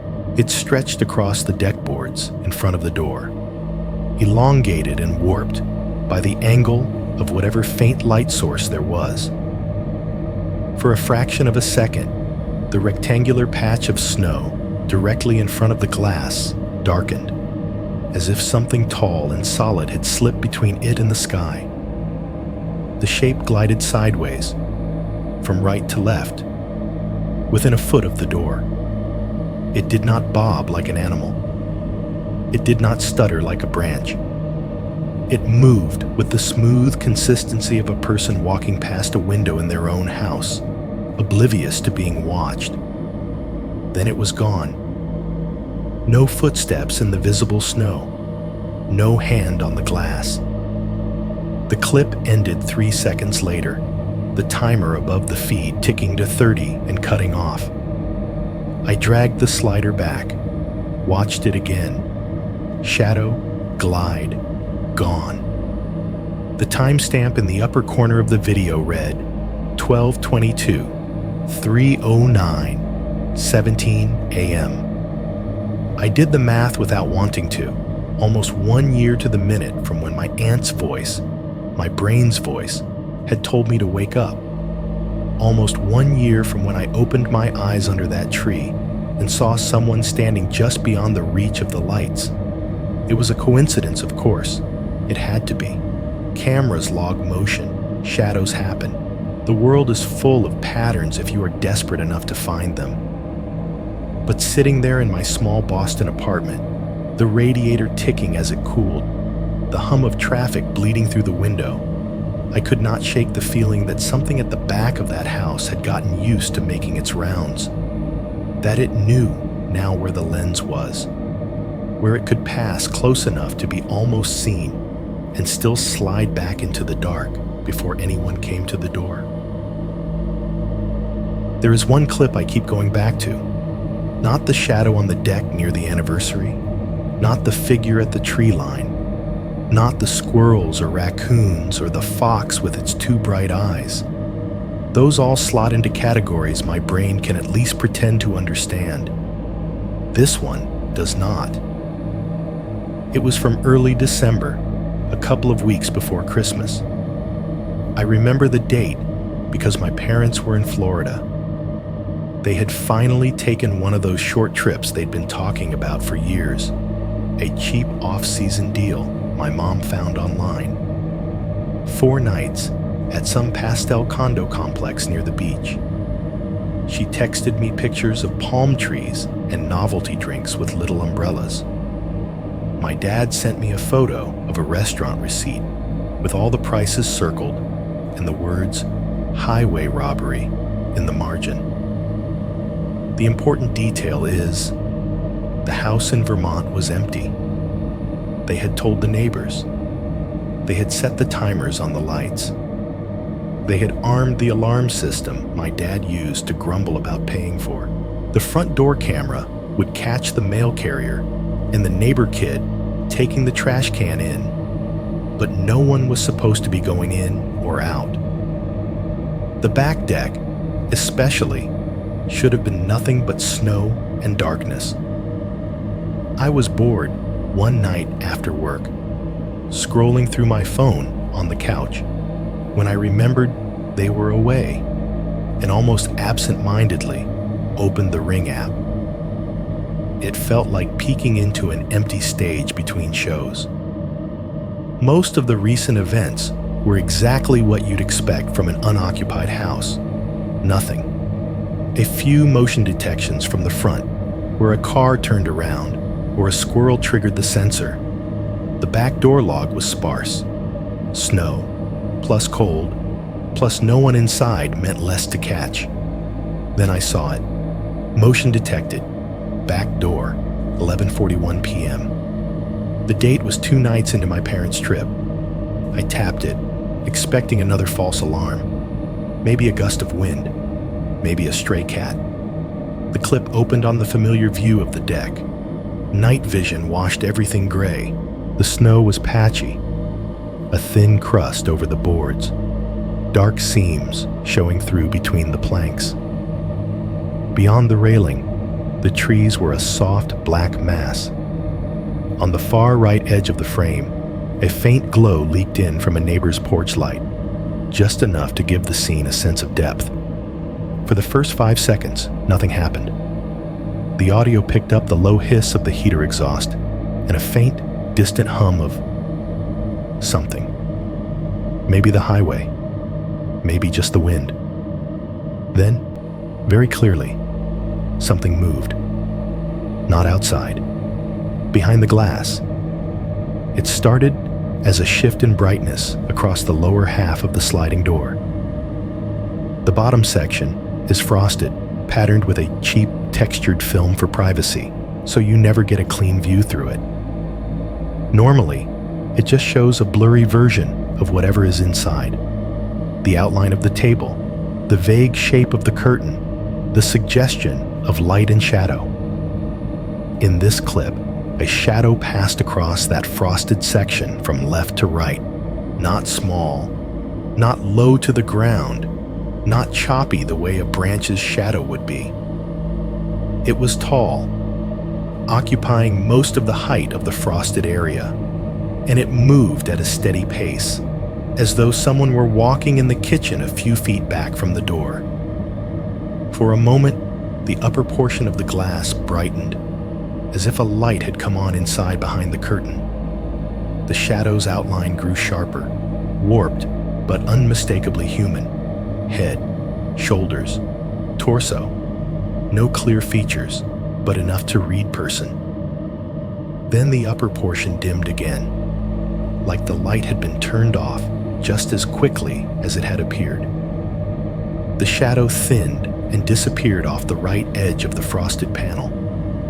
I replayed that 5-second segment 3 times in a row without breathing. It could have been a reflection, I told myself. Some car's headlights hitting the glass at a weird angle. Maybe the neighbor's motion light kicking on and throwing a distorted silhouette from a tree trunk or a porch post. But reflections do not usually come with sound. Halfway through the clip, right as the shadow reached the center of the door, the camera's tiny microphone picked up a noise from inside the house. Faint, but there. A soft scrape. The unmistakable drag of a chair leg across tile. Not long, not aggressive. Just a small, ordinary kitchen sound, picked up by a camera sitting outside on a winter night, pointed at a door in a house that was supposed to be empty. I scrubbed the timeline back, watched it again with the volume up, the hiss of the exhaust, the low hum of the world. Then that one sharp little sound, like the kitchen had cleared its throat. My skin went cold in a way that had nothing to do with the temperature in my apartment. I downloaded the clip to my phone and then opened it on my laptop so I could blow it up bigger. Pixels broke apart and reassembled as I zoomed. I tried adjusting the brightness, the contrast, anything that might pull more detail out of the mushy grayscale. All I got was a slightly clearer sense of how tall the warped shape behind the frosted glass might be. Whatever it was, had shoulders roughly where mine would be if I stood in that exact spot. Its head brushed close to where the frost ended and the clear glass began. The movement was smooth, no sudden darts or jitters. Not a raccoon, not a cat, not a fox, not wind. I stared at that frozen frame, the dark blur of the person, the faint internal glow behind it, until my eyes hurt Then I did the only thing that made sense. I sent it to my dad. I texted him first. "Hey, you free? Check this out. Back camera from last night." He called instead of replying with a message. "What am I looking at?" he asked after I walked him through opening the attachment. I could hear Florida in the background. Distant water, laughter, some too cheerful resort music. "The shadow," I said. "Look at the lower half of the door and listen. There's a sound from inside." There was a long stretch of silence on his end. I pictured him holding the phone too close to his face, squinting at the video. "Could be a reflection," he said finally. "Those cameras do weird stuff with light. Maybe your mother's timer light triggered and bounced weird, or a car went by." "You're not supposed to have any lights on," I said. "The alarm's set. The system thinks the house is empty." He exhaled, a short, sharp breath that the mic picked up as a staticky rush. "Look," he said, "these things glitch all the time. Sensors go off for no reason. Cameras think a leaf is a burglar. If there was really somebody in the house, the alarm company would have called us, and they didn't. But nothing happened," he said, more firmly. "No broken windows, no doors messed with. You're freaking yourself out staring at these clips. Stop obsessing over it." His tone stung more than I wanted to admit. It sounded like the officer's polite shrug, upgraded to a father's tired patience. "I just thought you should know," I said. "I appreciate it," he replied, softening a little. "I do, really. We'll double-check everything when we get back. In the meantime, let the system do its job. That's what we pay for, right?" We hung up after that. He went back to his vacation. I went back to my laptop and opened the clip again. It sat there on my screen, looping silently now. The deck, the door, the first few seconds of nothing, the swell of the shadow, the brief brightening of the upper glass, like the kitchen lights flipping on, the scrape of the chair, the fade. I thought about the missing person poster I had seen at the gas station. The woman in her 20s, last seen in the area. I thought about the cop at the diner, talking about weird footprints near cabins up past the ridge. I thought about the officers in my parents' kitchen, not quite meeting my eyes when they said the words prowler and car doors and budget cuts. Empty houses are tempting. Unwatched spaces are tempting. Places people assume are safe are tempting. I minimized the window, then opened it again. The shadow moved, warped, disappeared. Somewhere in the building, a pipe clanged. My radiator hissed briefly and went still. Traffic on the street below had thinned to the occasional car. I rewound the clip one more time and hit play. Halfway through, as the shadow crossed the glass and the chair scraped on the audio, a different sound snapped into my reality. A soft click from just outside my apartment door. The motion sensor light in the hallway turning on. I knew that sound, as well as I knew the creak of the kitchen threshold back home. A little electrical pop, a low whump as the fluorescent tube came to life. The light under my door brightened from gray to pale yellow in a slow wash, painting a thin line across the floor. I froze, hands still on the trackpad. No keys jingled, no footsteps followed, no knuckles rapped against the wood. Whoever or whatever had moved in the hallway had triggered the sensor and then gone silent. The clip on my laptop kept playing, unaware.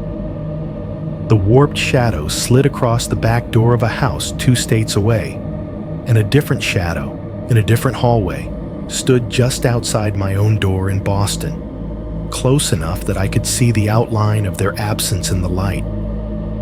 I sat there, heartbeat loud in my ears, listening to my building breathe and waiting to hear which threshold would be crossed next. Right now, as I am typing this, it is 2:18 in the morning in Boston. The building is quieter than it has any right to be. The elevator at the end of the hall has not moved in at least an hour.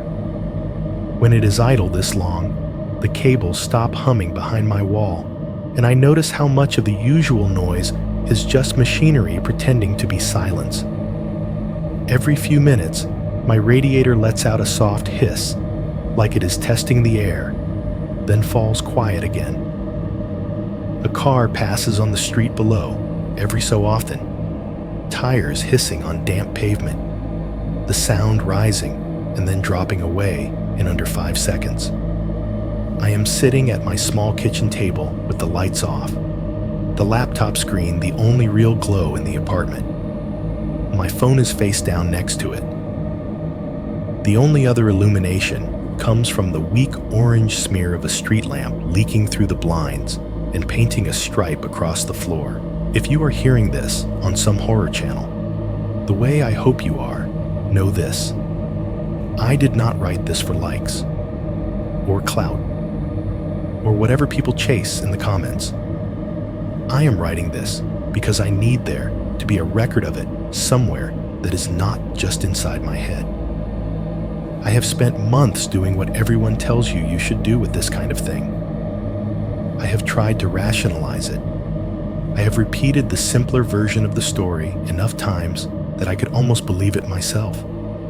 Small town, finicky lock, prowler looking for an unlocked door, drunk guy who picked the wrong house. The sort of story you can wrap up in 10 minutes over lunch and end with, we changed the locks, and that was that. The problem is, that is not all that happened, and the pieces that do not fit sit there in my brain like sharp little objects I keep stepping on. There are the things I can't prove to anyone but myself. The dream with my aunt that felt less like a nightmare and more like someone leaning over my shoulder. The silence when the furnace cut out. The exact way the shadow in the doorway did not move until I reached for the phone. The feel of the cold coming in around my feet a split second before the sound of the door sliding.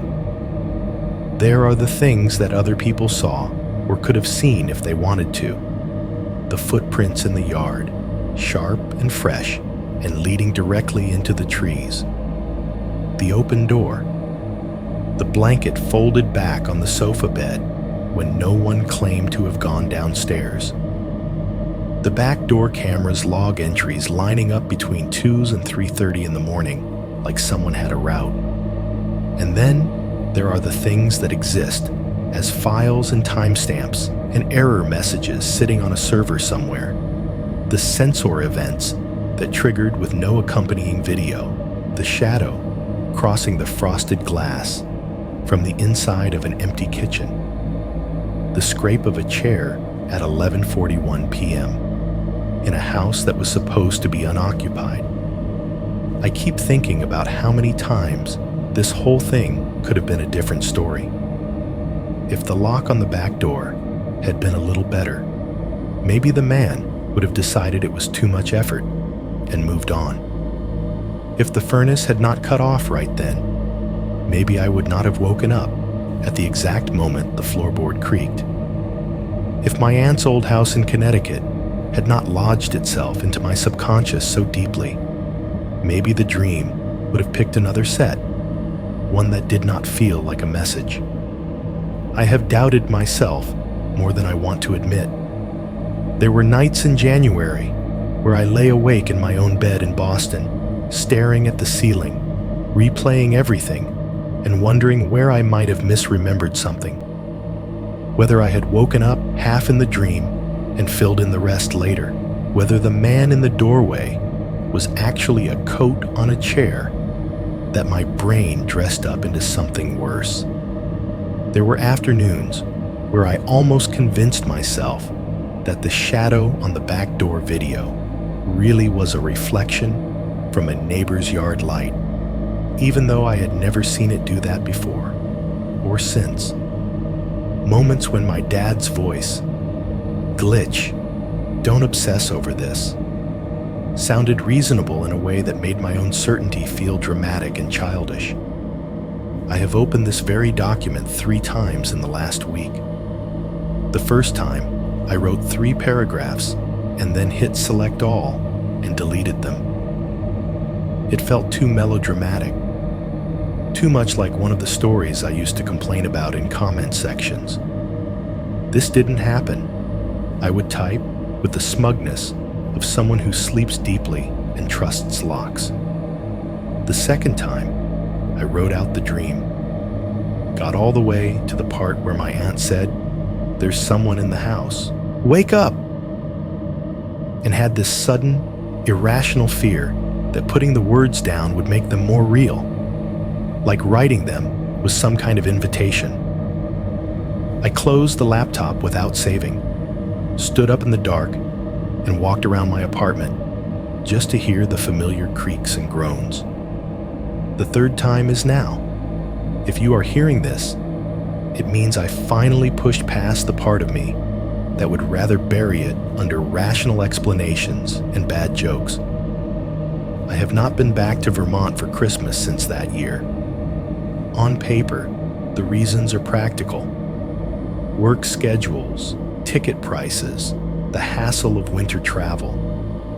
My parents have started flying south more often during the holidays anyway, chasing off-season deals and pretending they like palm trees better than pine. We see each other other times of the year. Everyone says this is normal. Families spread out. Traditions loosen. But the truth is, I have avoided that house in December. I have been back in the summer, when the air smells like cut grass and grills, and the woods behind the house are green and full instead of towering black lines in the snow. It feels different then, smaller, less like the edge of something. My parents tell me the house is fine. When I ask, casually, as if it is an afterthought, if there has been anything weird, my mom says, "No, not really. A couple of raccoons knocking things over near the trash. A neighbor's teenage son cutting through the yard late one night. The usual small town stuff." My dad mentions the locks because he is proud of them. He replaced the slider's latch, added an extra bar across the track, put longer screws in the strike plates on the doors. The kind of practical, physical fixes that feel good in your hands. Metal and weight and force. No one's getting that door open without a fight now. He told me the last time I visited, "You can sleep under the tree again next time if you want. It's a fortress." I nodded and said, "Yeah, maybe," and did not promise anything. I do not think my parents are lying to me. I think, as far as they are concerned, nothing has happened since. No more men in doorways. No more blankets moved. No more clips from empty houses that sound like chairs scraping. They do not sit in a cramped city apartment at 2 in the morning, scrolling through proxy eyes trained on their own back door. I do. Which brings me back to right now, to this table, to this laptop, to this story that I've almost talked myself out of sending 3 times, and to the part I have not mentioned since the beginning, my phone. It is still sitting face down to the right of my laptop, the corner of the case just touching the edge of the keyboard. Every now and then, it buzzes with something small, an email, a spam call, an app I forgot to uninstall. The vibration shivers the table.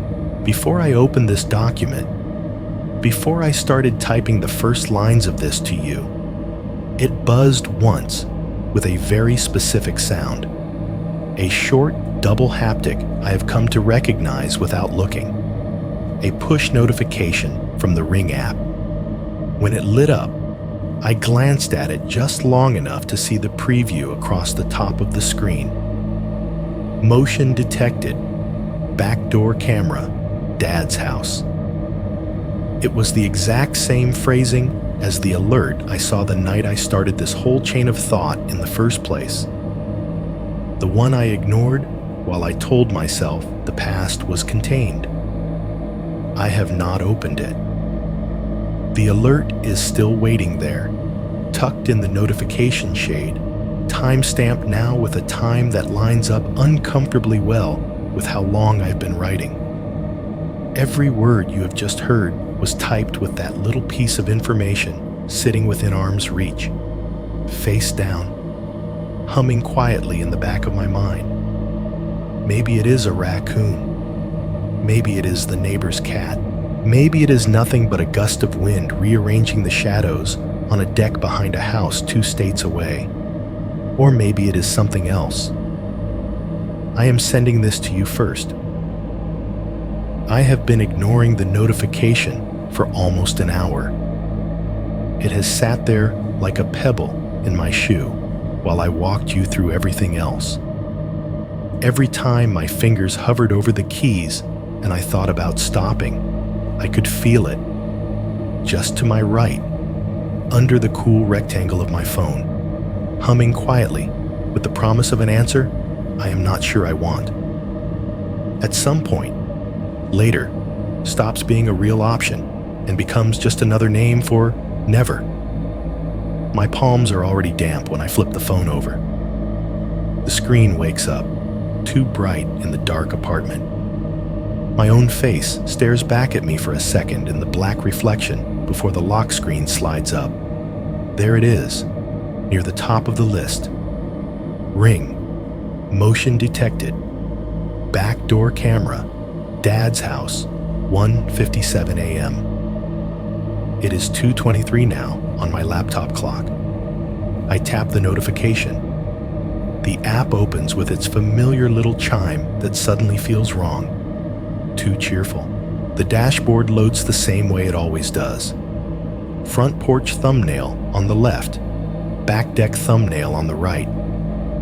The back one has a small blue dot on it, indicating a new event. My thumb hesitates for a second over the history tab, then commits. The event list spins down for a moment, then resolves. There, at the top, back door, motion, 1:57 a.m., 31s. A small camera icon sits beside it, as if to reassure me that this time, at least, something was recorded. I tap it before I can overthink it. The screen goes black, then fades into the grainy gray of night vision. The first frame is familiar. The deck boards, the railing, the faint, static depth of the woods beyond. Snow, again. A thin sheet laid across the boards and piled in small drifts near the rail. It must have snowed earlier today. I try to remember if my mom mentioned that in her last text and come up blank. The bottom edge of the frame is a darker smear where the heater exhaust pipe runs. I can almost feel the cold just looking at it. I turn the phone's volume up and hold it closer to my ear. For the first couple of seconds, all I hear is the low, steady hum of the furnace. I know that sound by heart from the inside. Hearing it from this angle makes my chest tighten.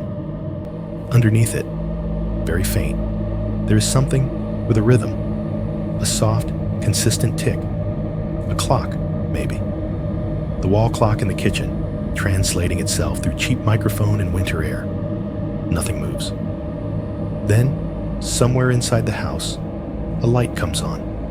It is not dramatic. There is no flicker, no obvious switch motion. The upper part of the sliding glass door simply brightens, as if the world on the other side of the glass has shifted from darkness to a weak, yellow overhead glow. The camera takes a second to adjust. The image pulses. The automatic exposure hunting for balance between the bright rectangle of the window and the gray world outside. The snow on the deck blooms whiter.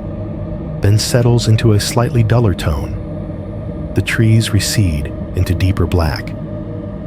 In that new light, the interior of the kitchen becomes more than just suggestion. Through the top half of the glass, I can make out the hazy shapes I know are there.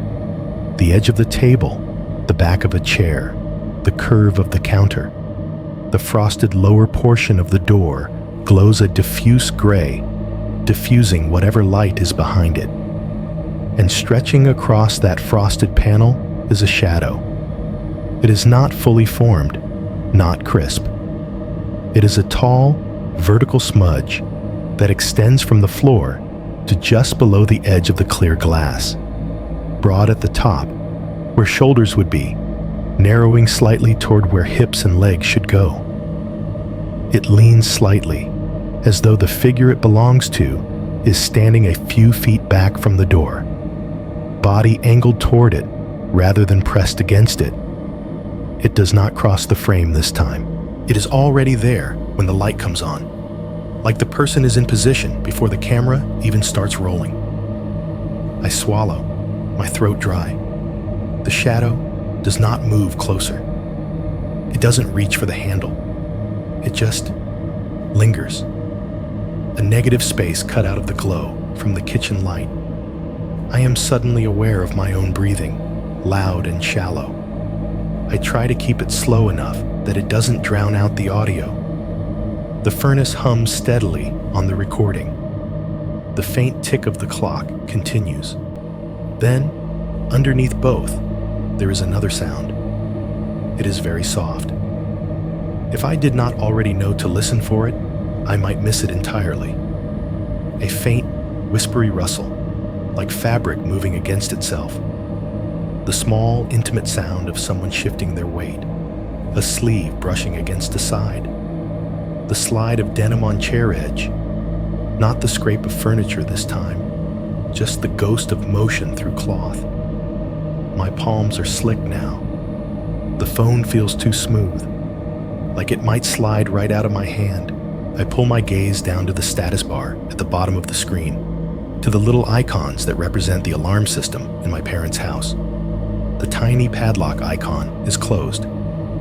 Next to it, in small, calm letters, away, armed. They are not home. I know this already, logically. My parents sent me a photo earlier tonight of themselves at some chain restaurant off a highway 3 states away, visiting my mom's sister. But seeing the confirmation in the app that the system thinks the house is empty, secure in its no one should be inside mode, tilts the whole frame on my phone. I look back at the clip. The shadow is still there. Not closer, not further. Just there. An absence in the light. A thought wedges itself into the front of my mind. If the alarm system is armed and someone is inside, why hasn't it gone off? There are a few possible answers, and none of them are comforting. Maybe the person knows exactly where to stand. Maybe someone turned it off and back on again. Maybe the system is just as fallible as the people relying on it. On screen, the shadow's edges waver slightly as the camera continues to adjust to the light. For a moment, it almost looks like the figure is taking a breath. The timer in the corner of the clip ticks. 0:23, 0:24, 0:25. I know it is going to cut off around 30 seconds. They all do. I should stop it. Close the app. Call someone. Instead, I freeze, staring at the last few seconds like they are a cliff edge. In the 29th second, the shadow changes. Not dramatically. No lunge, no wave. Just a subtle shift in its posture. The upper portion of the blur dips and pivots slightly, like someone turning their head and shoulders to look over their right shoulder instead of straight ahead. The bulk of the darkness angles away from the door, toward the interior of the house. If you know the layout of the kitchen, if you have stood at that sink and looked out toward the living room 1,000 times, you know what that angle means. It is the direction of the sofa bed under the tree. No one is sleeping there this year. No one is lying under those branches, watching movie reruns and listening to the furnace hum. No one is whispering "hey" into the dark. But the way the shadow turns is painfully familiar. It is the casual, unconscious movement of someone glancing toward a spot they expect to matter. A habit in the shape of a body.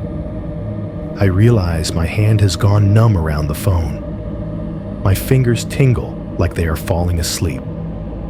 I force myself to relax them a fraction before the device actually slips. The clip ends. The screen snaps back to the paused frame, with the replay arrow hovering in the center. The kitchen light is still on in that last frozen image. The shadow is still angled away from the door, head and shoulders tilted toward where the living room would be. My apartment feels suddenly, aggressively quiet.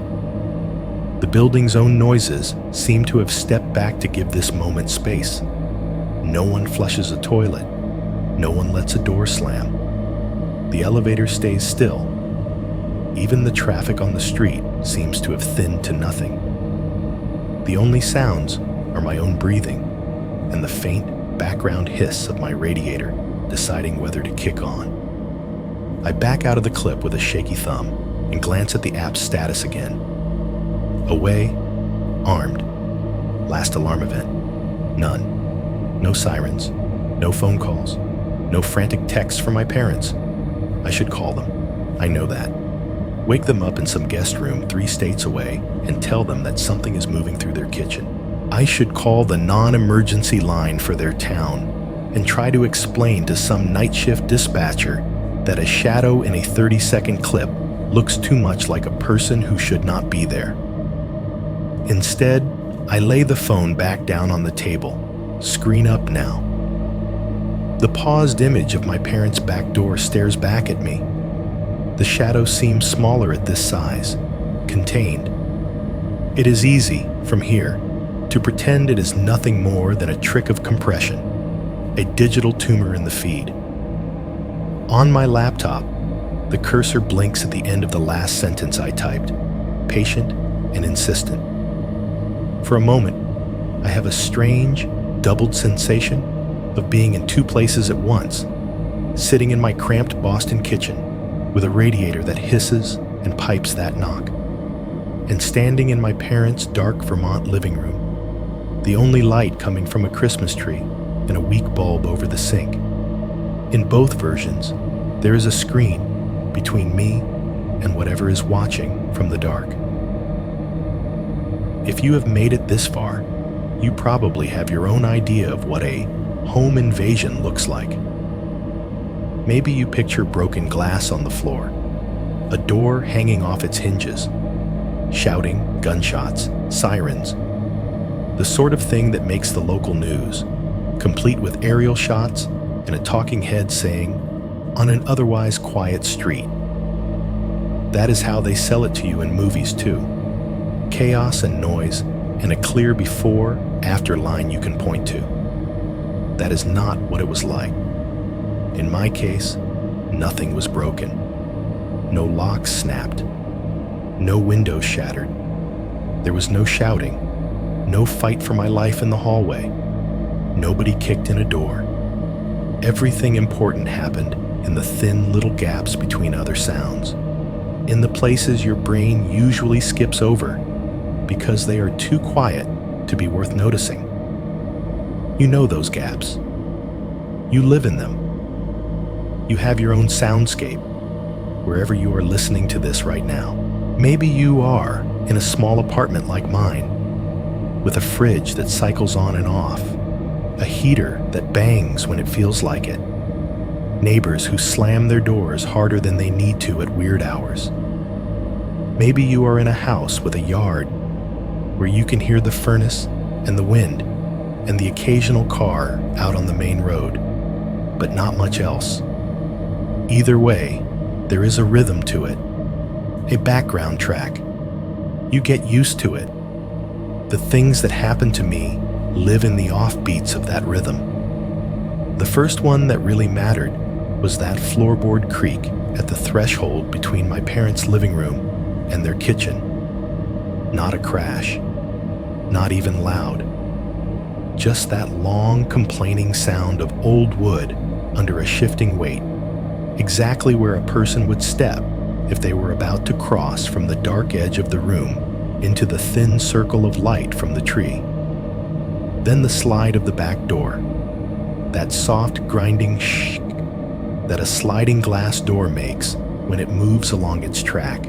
You hear that sound 1,000 times growing up, and it never means anything worse than someone letting the dog out or stepping onto the deck to smoke.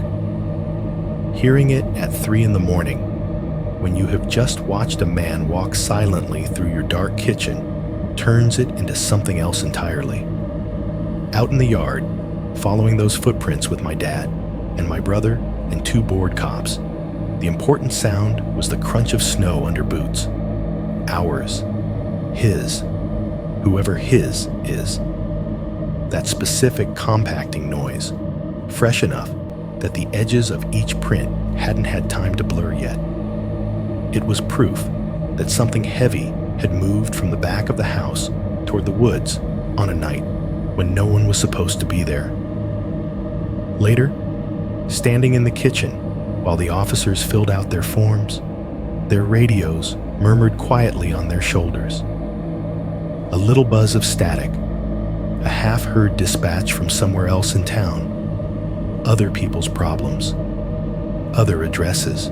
They took our coffee, wrote their notes, said the right words, and then those radio murmurs followed them back out the door while we stayed behind with a report number and no answers.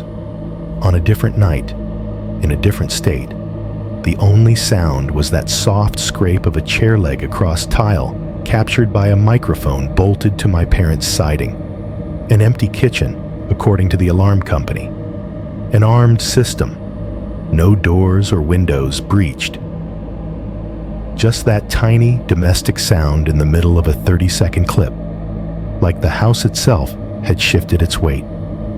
Put all of that on paper, and someone will always tell you it adds up to nothing. Houses settle. Locks stick. Cameras glitch. People sleep badly after the holidays. You scared yourself is a lot easier to say than somebody was standing in your living room, and we will probably never know who they were. Here is the part where I am supposed to offer you a theory. To connect the missing person flyer at the New Hampshire gas station, the talk at the diner about footprints near cabins, the prowler checking doors in our town, the shadows on the cameras. To suggest that it was all one person, or one group, or one thing, making its rounds.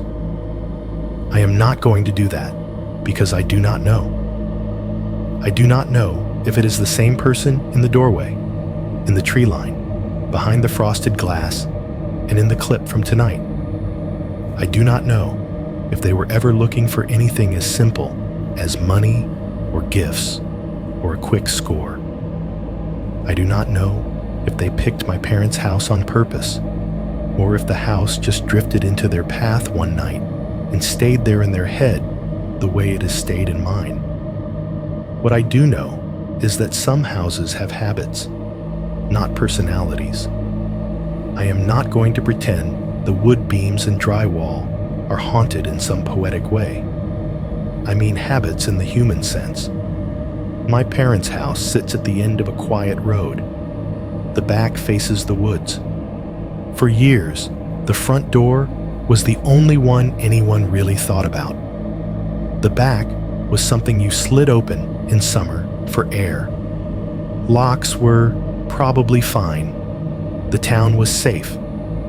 People said things like, "No one's going to hike through the woods to rob us," and believed it. So the house developed a routine. Front door locked, back door basically closed. A camera pointed at the porch and nothing at the deck. A sofa bed under the tree where someone would sleep, right in the part of the house least watched by anything but their own half-awake eyes.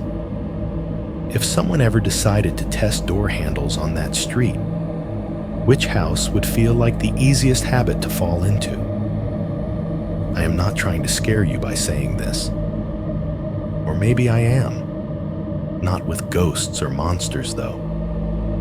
With the idea that somewhere in your own routines, there is a crack you have decided doesn't matter because it has not hurt you yet. A gate you never bother to latch. A side door you assume no one will use. A camera that points at the important angle and leaves a patch of shadow untouched. Right now, in my apartment, my own background noises have been doing their usual dance around me while I talk to you. At some point, while I was describing that clip from tonight, the fridge compressor clicked off with a small, apologetic sigh.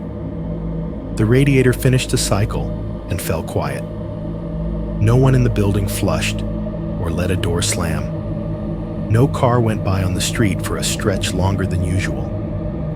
For maybe 3 seconds, the building was completely still. In that thin layer of silence, I thought I heard something in my hallway. It was nothing dramatic. Not a knock. Not footsteps rushing the door. Just a faint, one-note creak from near where the floorboards dip a little in front of my unit. The kind of sound you can write off as the building settling, unless you are already thinking about someone standing just outside a different door in a different state. Right after that, so soft I might have imagined it, there was the whisper of weight shifting. Fabric brushing against fabric. The same kind of sound I heard on the clip from my parents' kitchen, translated through cheaper walls and thinner carpet. I did not get up to check. Call that cowardice if you want. I call it experience. I have learned something from that Christmas in Vermont, even if I cannot package it into a moral. Some cracks are not meant to be looked through. Some doors, once opened, never really feel shut again. Now you know as much as I do. I am going to hit send on this after I finish talking. You might be listening on your phone in bed, screen face down on the pillow next to you, or on a laptop with the lights off and your own house sounds playing in the background. Maybe you are in a suburb with a yard and a back porch you forget to lock sometimes. Maybe you are in a hotel or an Airbnb or some rental where you do not quite know what the previous tenants did with the keys. As I reach for the trackpad, as my cursor hovers over the button that will take this story out of my head and drop it into someone else's inbox, my phone vibrates again. The sound is small but unmistakable. A short, double buzz against the table. I look down. A new notification has slid into place over the last one on the lock screen. Motion detected. Living room camera. Dad's house. That is a newer addition. My dad put it in after everything. A tiny black eye mounted high in the corner, pointed down at the sofa bed under the tree and the dark high ceiling above it. A camera to watch the spot where I used to think nothing bad could reach me. I am not going to open that clip here. You are not going to see it. Neither am I. Not yet. So I will leave you with the only image I can give you honestly. A quiet Vermont living room in the middle of the night. The house asleep. No one scheduled to be there for the holidays this year. The gas fireplace off. The furnace humming. Maybe. Under the floor. The Christmas tree standing in the corner anyway, because my mom likes to put it up early. A sofa bed, folded away or left open. It does not matter. And somewhere, just at the edge of the tree's reach, right where the camera can almost see clearly, and the house's habits live, someone might be standing in the dim, watching a place that used to be safe, waiting to see who decides to sleep there next.